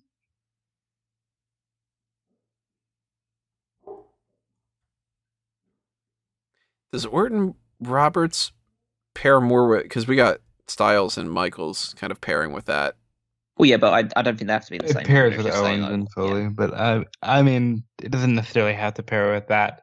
I mean, as But, far you as know. like styles goes, because I'm like, I mean, we got Punk and Piper, well, Foley, Owens. I'd say Orton and Roberts are closer to the Punk and Piper match in proximity, and then Styles and Michaels. Styles and Michaels is like going to be in the classic wrestling sense what Foley and Owens is going to be in a hardcore sense.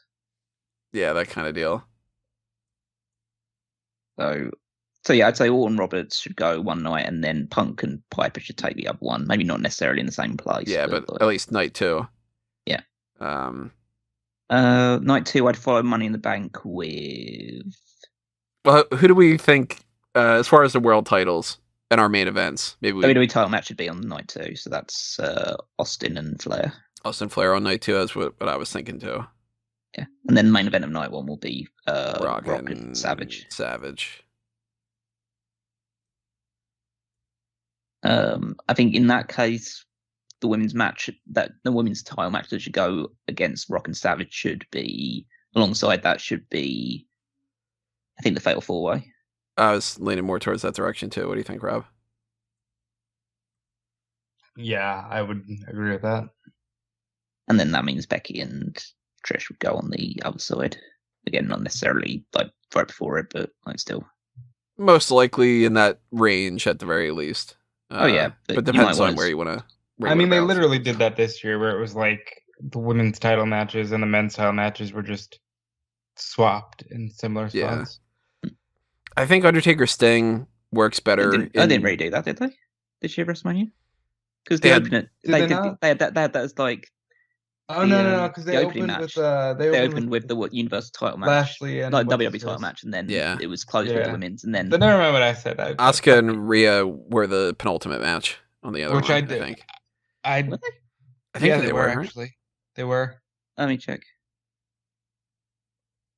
So I think I that don't recall them being, but like I might be wrong on that. I think Undertaker Sting works better on night 2. Oh yeah, it was the penultimate match. Yeah, you're right. Untamed Sting should be on night 2. And that should be towards the end of the night where things are darker. Yeah. Which I like that you're means assuming we're in an open air stadium where it's like oh yeah, it'll be bright during the day. And it's gotta be, yeah, right. Yeah, I think looking at it now, I feel like I'd follow Money in the Bank on night 2 with Punk and Piper probably. Either think that or that- Walter and Brock. Brock and Walter on the opposite end of. Oh yeah, Taker extend the other side Sting. of it, yeah. Um, I'd say so Money in yeah. the Bank is a brawling type of thing, like hardcore-ish. So we couldn't follow it with like this, for instance, or that. even that. Even though this isn't like attack kind of thing, and that's kind of attack thing. I think it needs to be more so wrestling. Yeah. So maybe the Bryan Angle one, you could do that. or are we thinking something on this end? Would either be It would either be Bryan Angle, you Hart, could do Cena, Styles Michaels. or Styles Michaels to really kick off something hot. All Yeah, three of we them like- could really kick some ass. Yeah. I'd lean a little bit more towards Bryan Angle, but I mean, all three of them are kind of in the same range.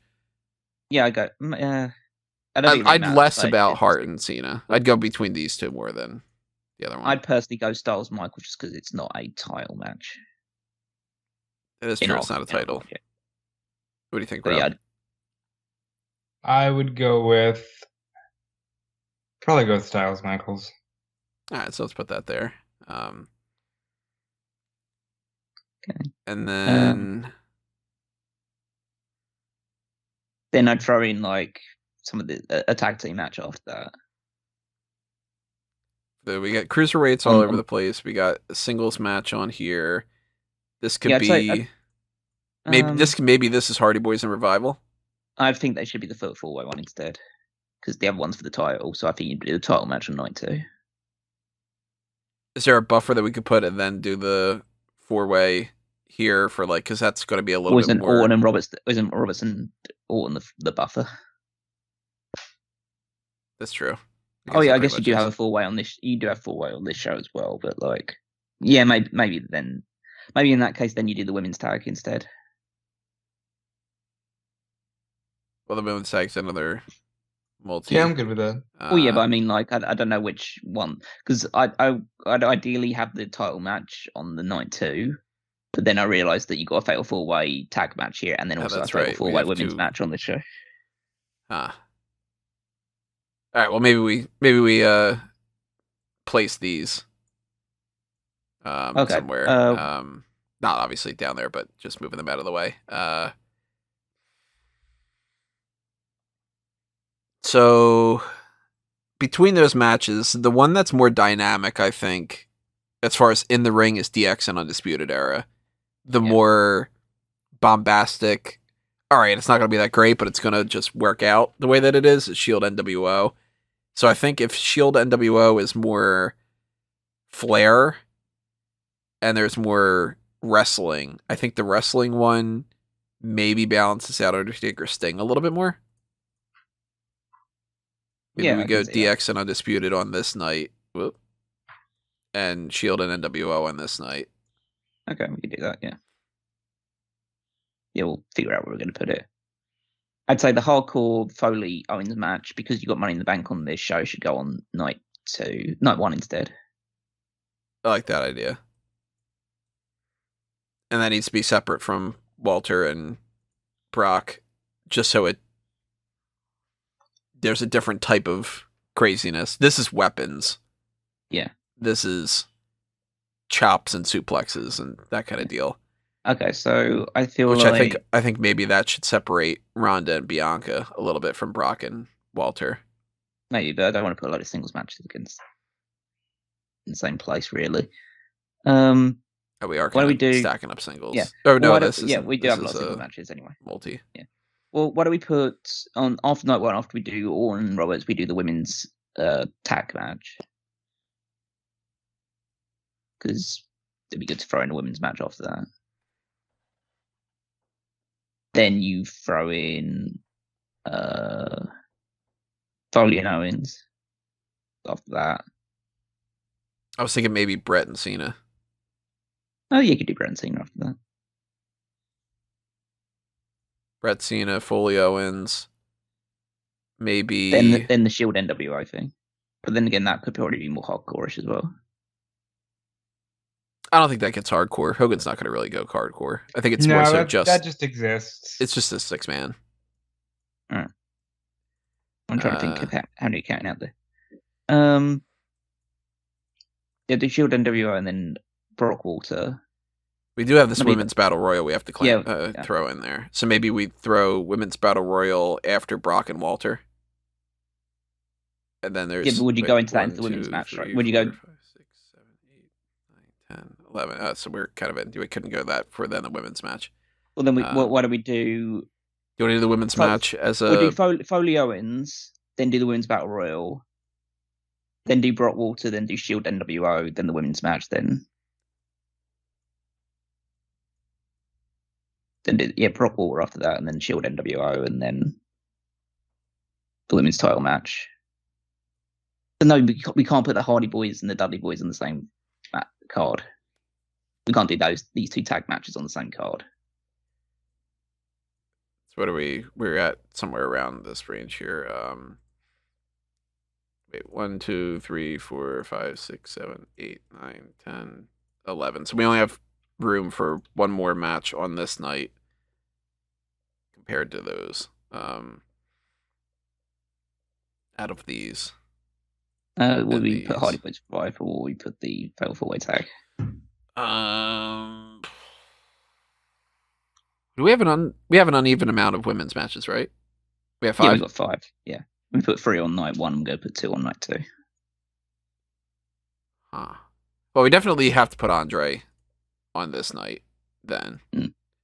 And it shouldn't be around Money in the Bank. It shouldn't be around I think DX it should. and I think it Undisputed. should be the thing that breaks up Austin, Flair, and Lynch and Stratus. Like, I don't know. That seems like too much for. Maybe they do tend to use them in those slots. because it is Andre. But then that pushes Undertaker and Sting higher up in the night. Maybe it breaks up.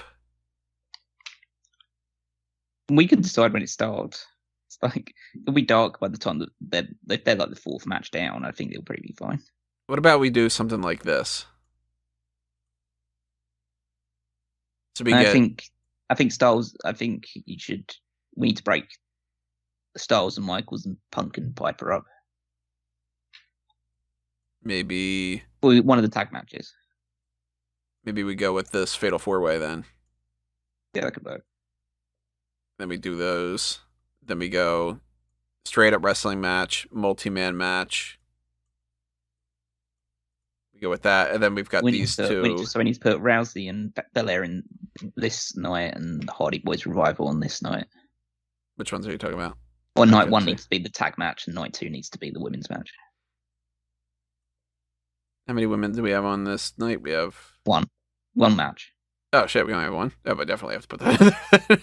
All right, so put that before the Andre. Oh yeah, before the Andre. For the Andre, or do we put it before the tag title? So that way we separate Money in Bank and the four tag teams. Go like multi-man, singles. Okay. Multi-man. Yeah. Singles, multi-man. I can see that being the case.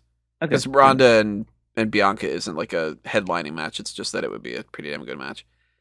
Then we have to put Hardy Boys Revival. Put that between Bret and Foley. Yeah, Foley and Owens. Yeah. We're getting there. Rob's like, I'm tired. I'll format this on another time to make it look a little bit cleaner. But I was looking at the sheet and I'm like, I'm sure they're doing something because I just saw like he's put it in a different sheet. Yeah, well, it was a repeat of Tony's card, and then you have to scroll all the way down. But I was like, okay, this is what they're doing here. Okay. So then we just gotta. I'll mark them in colors. Who wins these matches? So Ray wins the cruiserweight match. Yeah. So our cruiserweights are these bunch. I'm totally cool with Ray winning that. Mm-hmm. Actually, I'll do this just to keep track of that. Because I can't put Ray in the different color. He's not listed. Randy Orton and Jake Roberts. I think Randy Orton wins. Jake. I think he gets an RKO. He gets an RKO. DDT countered into an RKO. And you just had a babyface win the opener to get everybody happy. And boo, Randy Orton. Because Randy Orton's the heel here. I mean, come on. Kabukis and Divas of Doom and Bayley and Banks. I lean more towards Bayley and Banks. I think Bayley and Banks should win as well. Yeah. Cool. We already had said that Bret beats Cena with he rolls one of those out. like fuck you, roll up kind of deals. Revival and Hardy Boys, I would lean more towards Revival, but we did just have a heel. I mean, we don't have to balance it out. I'd say Hardy's would win. Oh, interesting. I think just the babyface thing, and also because what I want to do with the next match. It's WrestleMania. Babyface. Babyfaces, yeah. I'm cool with that. I think Owen should beat Foley. Yeah. Yeah, he 100% has to. That's what Foley does. That's what Foley does. He loses matches. There's no debate about that. Foley ain't winning that match. Sorry, Foley. That's where you work best. You know. Women's I think battle. Asuka should win the battle royal. Asuka's not in the battle royal. I mean, you know, because I don't like the idea of Karma winning the battle royal. That's what I'm saying. Karma's an option. Let's see who the other people that we have. So it's not going to be Naomi. It's not going to be Bull Nakano. It's not going to be Candice. No. I mean, Shayna Baszler should win this battle royal. Let me Brie, Bella, just to write these out. Nikki Bella. Ew, why don't you have the same color? What's up with you, Nikki Bella? Trying to be different here. Don't be different. I lean more towards Karma. You're not a big fan. You're saying Shayna? Yeah, What about you, Rob? Or Callum? I am Rob. Rob is, yeah. I think they're both probably two of the standout options. China's the other probable China pick. is the other that I was thinking of. Did we get maybe like the final three are Shayna, Chyna, and Karma? And Nah, they but you wouldn't do that. That would be No, you'd have like a dumb. baby face in there, like. Well, China could be a babyface. Well, no, but like a small baby face, like a plucky, like a Candace. Well, yeah, or like, a Candice or a Mickey or someone like that. yeah, I mean, I'd rather have Mickey in or that. like a Gail Kim who's actively not eliminating herself. Maybe some kind of a thing like you got, all right, let's say this, like you got Mickey, Shayna, Chyna, and Karma, final four.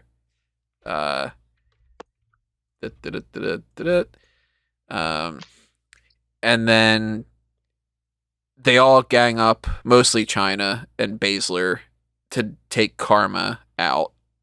Because, I mean, let's think about the Battle Royals. Big Show never wins any of them, really, because people gang up on him. And then you got Mickey, Shayna, and Chyna.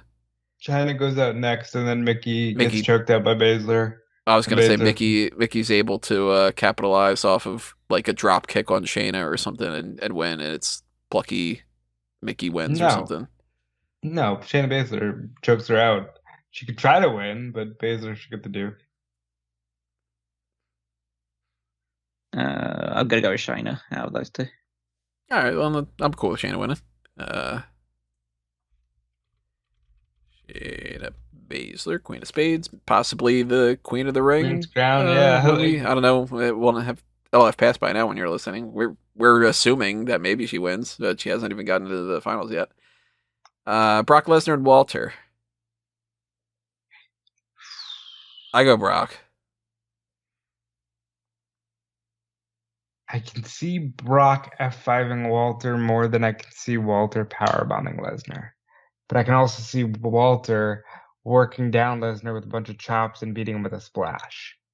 Callum, how you feeling?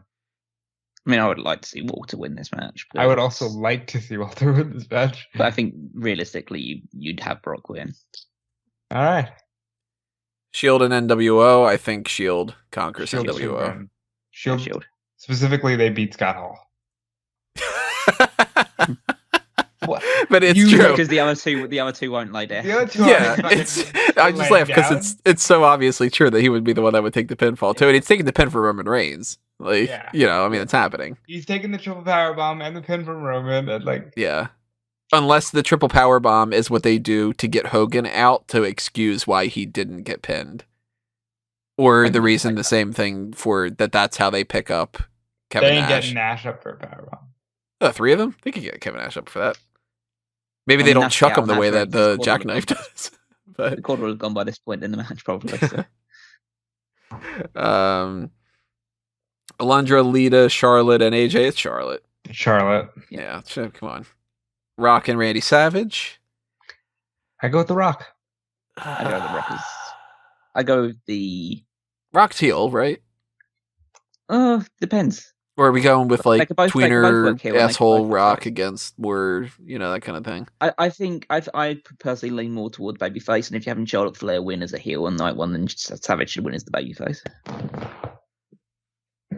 I'm cool with Savage Yeah. beating Rock. I thought Rock was winning as a babyface, but I'm cool with Savage winning as a babyface. I think Rock's the better heel out of the two. Of them. Yeah. I think Rock can play into the I'll get the crowd to boo me, whereas Savage isn't going to do much to get the crowd to boo him compared to The Rock, outside of just if you like The Rock better. Savage is more of a heel if you're up against like some white meat type of guy, I think. He's Rock's- a heel. Too cool with that. The Midub, Money in the Bank.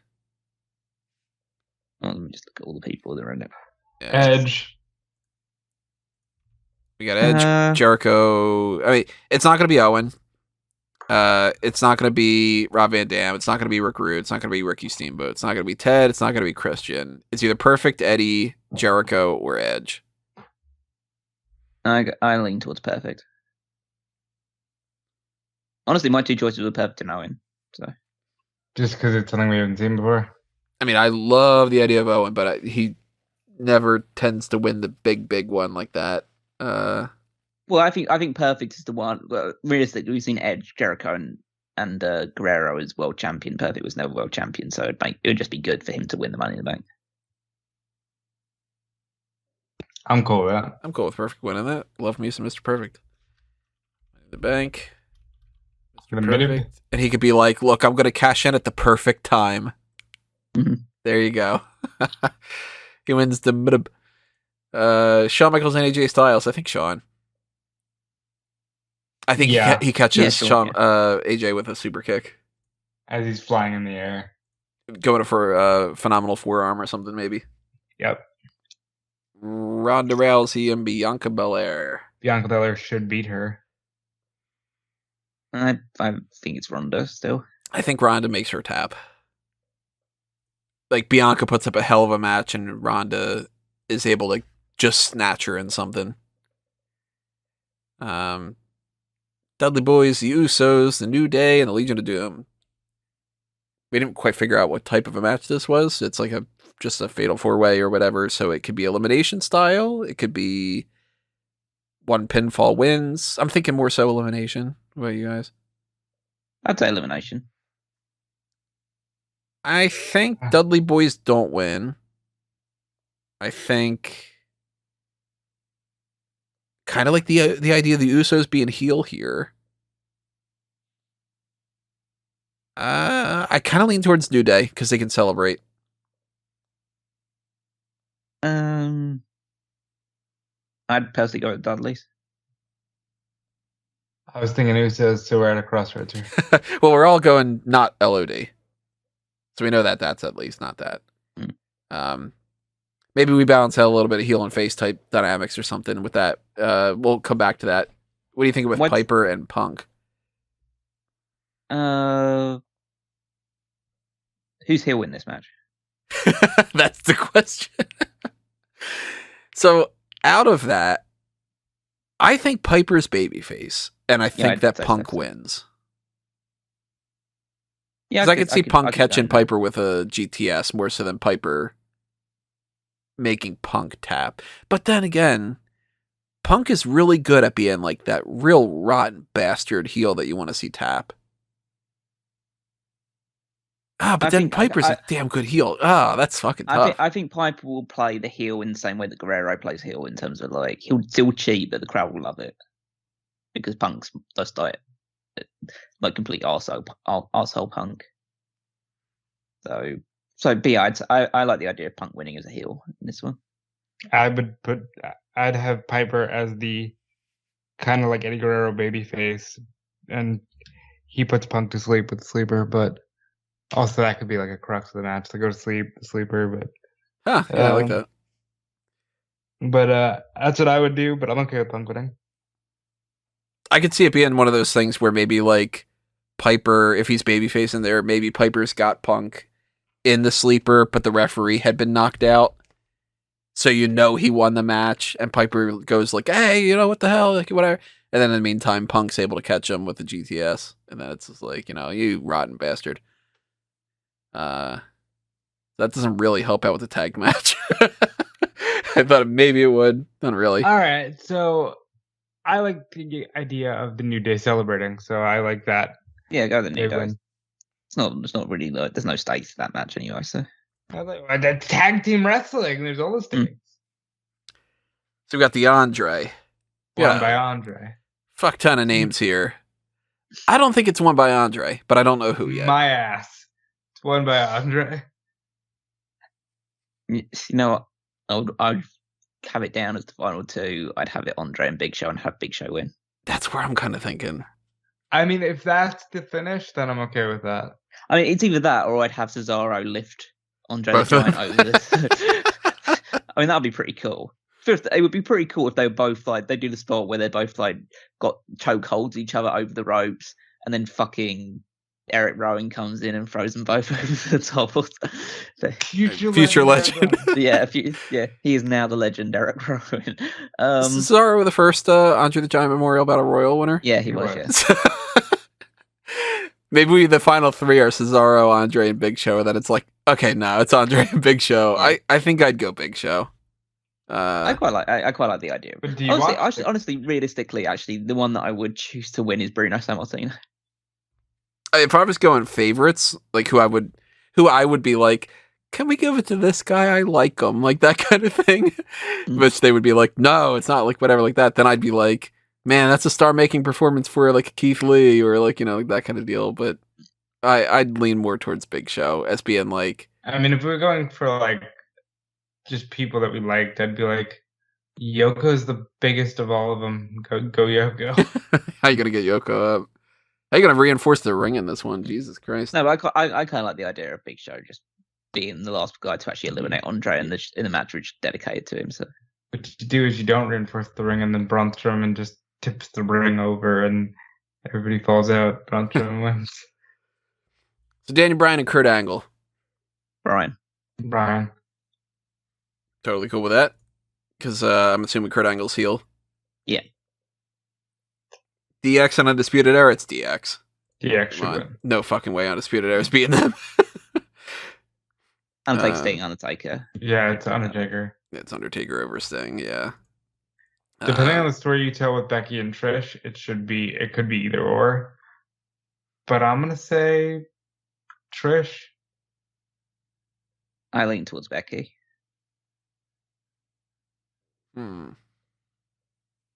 What are we thinking about heel and face dynamics? I think Becky plays heel in the match, but they're both baby faces going into it. So pitch me, because I'm totally on the fence. Pitch me how you guys think the end goes, because you're on opposite ends of the spectrum. I just think that, babyface Trish gets the win, but I guess you can counterbalance that by saying Austin's obviously going to beat Ric Flair. But yeah, I can see it being either way. I mean, in terms of like the finish, I'd see Trish going for like, after already hitting one, but go for another Stratisfaction.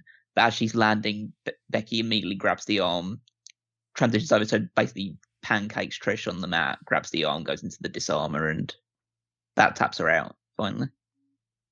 I think you sold me on Becky. All right, fair enough. And then, yeah, Austin beats Flair. Austin obviously beats Flair. Because, yeah, he hits him with the stunner. Ric Flair flies, 15 feet out of the ring. That kind of bullshit. I just want to see one where just Austin, like, stunners Flair. Flair does the flop afterwards. I mean, realistically, I think that should happen early in the match, but at some point in the match, it doesn't lead to the finish. Like, have it been a situation where Flair's, like, in control and Austin just hits a desperation stunner. And Flair looks like he's not supposed to no selling it, but like it takes him a while for him to go down.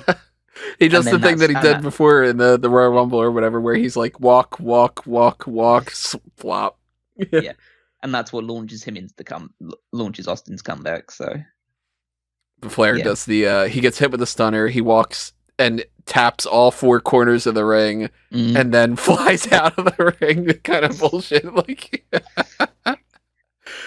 And you end with Stone Cold holding up the WWE Championship, drinking a beer, crowd going crazy, middle fingers all around, Ric Flair stuck like a pig bleeding, because obviously, of course, Ric Flair is going to bleed in this match. If there's one guarantee, they're both going to bleed in this match, yeah. Yeah. At the very least, Flair is, though. Flair will do it mid-selling of the stunner. Flair will bleed early in the match, and then by the time the blood has started to heal, he'll start bleeding again later on in the match. So he'll get busted open again with a straight punch. Well, there you go.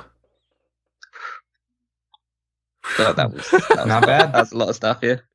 I mean, this is I can see why WWE doesn't put any effort into this anymore, because it's really it's really hard. So this is the culmination of 10 years of a podcast. It's the if I were gonna say 60 years of a roster too. So yeah, if I were gonna say like, all right, well, that's the end of Smack Talk, it'd be like, well, this is a finale type of a thing. That's not my game plan. But That'd be a hell of a swerve if you're just telling us live on the air. especially if we've got multiple weeks worth of recordings before this comes out. Then it'd be like the last recording we actually do is I don't know, like the Crown Jewel post show or something. And then we're just sort of like, all right, well, that's the real end. See ya, kind of thing. Now, this is a hell of a card. I don't know if you can get much better. Of course, you can get better when it comes to personal preferences. Some people out there would be like, I can't believe that you didn't include my favorite of so and so. We do have some great people that are not incorporated in here. Some great tag teams like the Rock and Roll Express, of course, not in here. We got some great performers like Jerry the King Lawler, who, you know, if you had the infinite amount of room in the world, of course, like Lawler in some kind of a match is something that I really would have tried to go for. We got some people that I'm sure are going to be upset that there's no dedicated singles matches to the people that we lumped in together, like why is there no just Triple H versus whatever, or how do you guys not have Goldberg streak against John Cena, or Goldberg streak against Undertaker streak, like that kind of thing. Or John Cena and Goldberg, whatever it might be. I mean, there's a variety of different things. I mean, like, there's so many different things you could have done. I thought about Austin Lesnar, you know, like, I thought about, obviously, Kurt Angle, Bret Hart, we spoke about it. You know, you could have put... There's Cena Hogan, there's Austin Hogan, there's... we couldn't think of anything dedicated for the Wyatt family. It's just going Battle Royale. Even then, we thought about Wyatt family versus the Rhodes family. Family versus family, have the crazy Wyatts against, you know, the polka dots and the gold stuff and whatever. But then there's not enough room. We already broke our rule with the 20 and added 2 more matches to it, so we couldn't just keep adding more and more. And 5 women's matches out of 22. It seems like it's not a good amount to kind of balance it out. But then again, there is just vastly more men that have been in the company, so it's not fair to just be like, oh, well, half of it's half. 5 women's matches is great. It was originally expected to be a quarter of the card, and when you look at some of the quality of the women, especially their WWE legacies, they don't hold up. You can't just be like, well, Karma's one of the best of all time. Yeah, but in WWE, she didn't do much. We tried to apply that, like Callum tried to apply that with Sting, and you know, there's reason we didn't, you know, Zack Sabre Jr. wasn't in our draft and stuff like that because they didn't have that long of a tenure. So I think the women were really hard to book. I'm just glad we got them on the card. Like, we got all of them. And that, too, is another thing that if we were to book a Fantasy Evolution card, well, then suddenly we've got a much wider range, and we're not lumping in together. Bayley and Banks are in a tag team. We can go, okay, Bayley's fighting who? Banks is fighting who? That kind of thing. And that's something that we can play around with, too, in the future. It's another spinoff that we can do out of this. We can go, look, we've got our list of all these women that we can pick from, and the other women that we didn't add onto this, and just go, out of the 300 women that we... or 300 women, but out of the 300 women that... I'm saying 300 women again. The 300 picks that we had, all of the women, if we tried to make an Evolution card, we could do that in the future, too. It's another one of these potential things we can kind of do. The fact that we've done the Ultimate roster at this point and we have our mock draft, we can play around with this quite a bit. We can do the Ultimate Survivor Series thing. We can do the Ultimate Royal Rumble. It's another one for sure. We can do the Ultimate SummerSlam. Like, this is the ultimate, all right, we got a blank week. We can play around with this. I don't know about SummerSlam because it is just kind of the same sort of card. But it could be the backup of like, well, what are the secondary matches that we could do with that? We could do gimmicky things. We could be like, all right, well, you know what? It's all just tag team matches for the whole thing. We could do, I mean, there's lots of different options. One thing I do want to try to do, if we ever get a chance to do it, is something that I think it was Callum had suggested this. Fire Pro Wrestling. Yeah. That's, to act out these matches would be a lot of fun. Yeah, you fundamentally, you basically have every wrestler available because of the wonderful creators over at via pro wrestling. So legitimately, like, you could make this card up in in an hour or so once you've downloaded the right people and get it played. So it's not going to be like the real thing, but it's as close as you're going to get. I mean, you probably won't be able to do like the massive battle royals and stuff like that, because I don't know whether it has that capacity or not. But you can get about 8 of them. You can get 8 in the ring. I know there are some mods and stuff like that allow for like Royal Rumble style things. So there might be something you can play around with that, but yeah, at the very least, we can definitely do the singles and tag matches. Yeah, so I mean, there are definitely ways for us to play around with this in a great manner, and yeah, this isn't the cleanest looking on the screen, but maybe I'll edit that in a little bit later on and make it look a little bit nicer. Not gonna keep these guys any longer than we've already had on here, but yeah, I mean, I guess that's kind of it. This is what we would do if the three of us were running this fantasy bubble. It's obviously a different story if we had the card options of just the people in WWE right now. Then I don't know what we would end up booking if the three of us were doing that, but maybe when it comes Randy down Orton to is definitely getting a main event. maybe when it comes closer to WrestleMania, maybe we have a fantasy booking trio kind of thing like that. I've always done fantasy booking for WrestleMania and such on my own, but I like the idea of incorporating that into like podcast debate form. I think that's fun, and you get to see some different approaches. You get to see some ideas where somebody will bring something to the table and it'll be like, oh my God, I didn't even think about that. And that's fantastic. Like, I'm still really loving this. We didn't do it on here, but I'm really loving that CM Punk and Jake Roberts match. I do like the Randy Orton and Jake Roberts match too. I like the Punk and Piper. I like, yeah, we have some matches on here from our mock drafts. We've got Bryan and Angle. We've got Undertaker Sting. Pretty cool stuff. Rock and Savage. I love that one. So yeah, definitely let us know what you think. Tell us if you would disagree about who you think would rather win these matches. If you were like, man, you know what, here's my pitch. I think that Dean Malenko should win the Cruiserweight match, or, you know, whatever it might be. Keep the discussion going. Chat it up. Have fun. Tell us your cards. Take the roster that we made and make your card out of that roster. Tell us what your roster would be if you would pick the roster.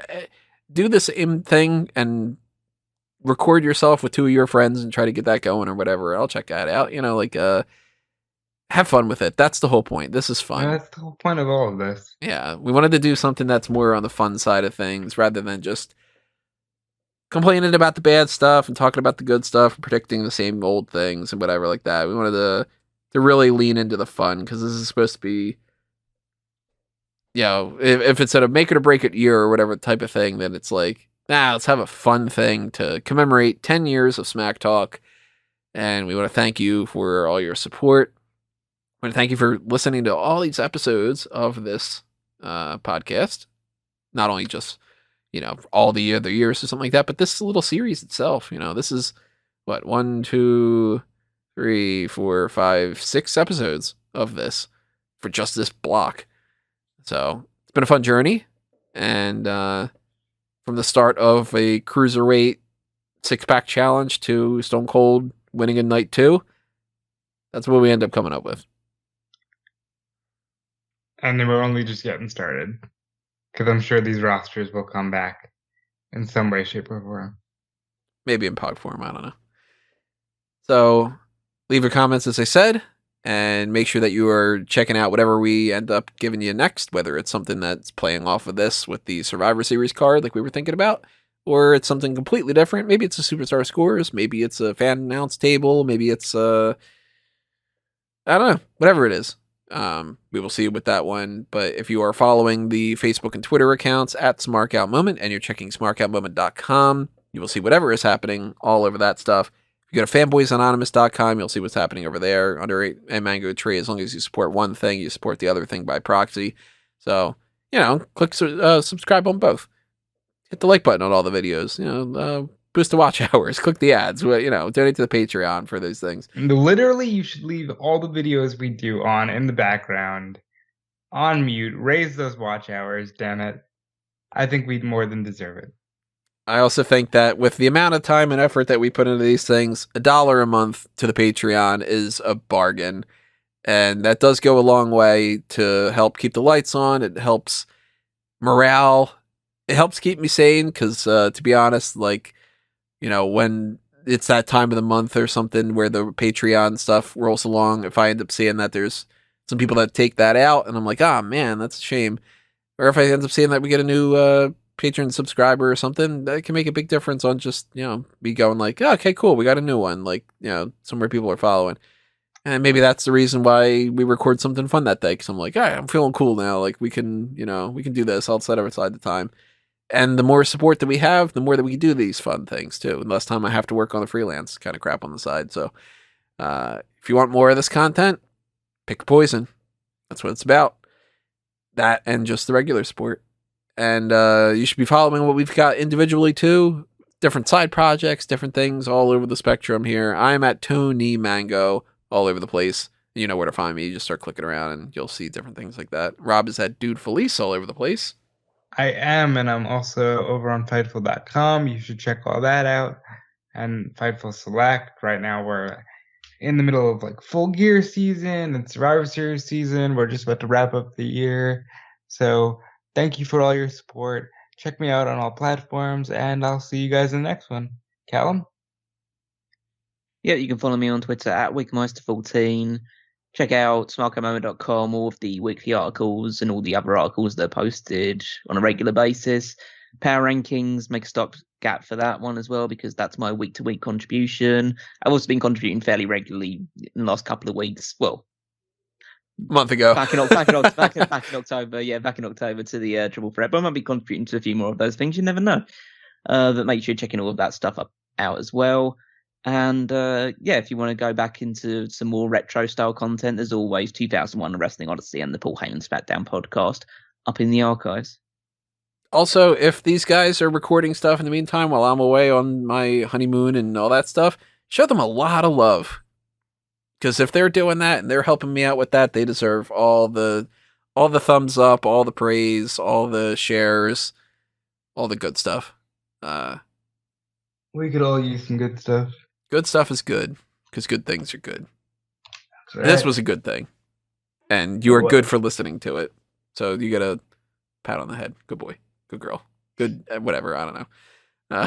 So, yeah. All right. Ultimate card in the bank. And whatever's next is next. So thanks for listening to 3.5 hours of this. This mega edition. We all need a break. It's 3:30 in the afternoon on October 16th. Hope you're having a good day. We will see you next time, everybody. But for now, this has been another Smark out moment. And we are being counted out.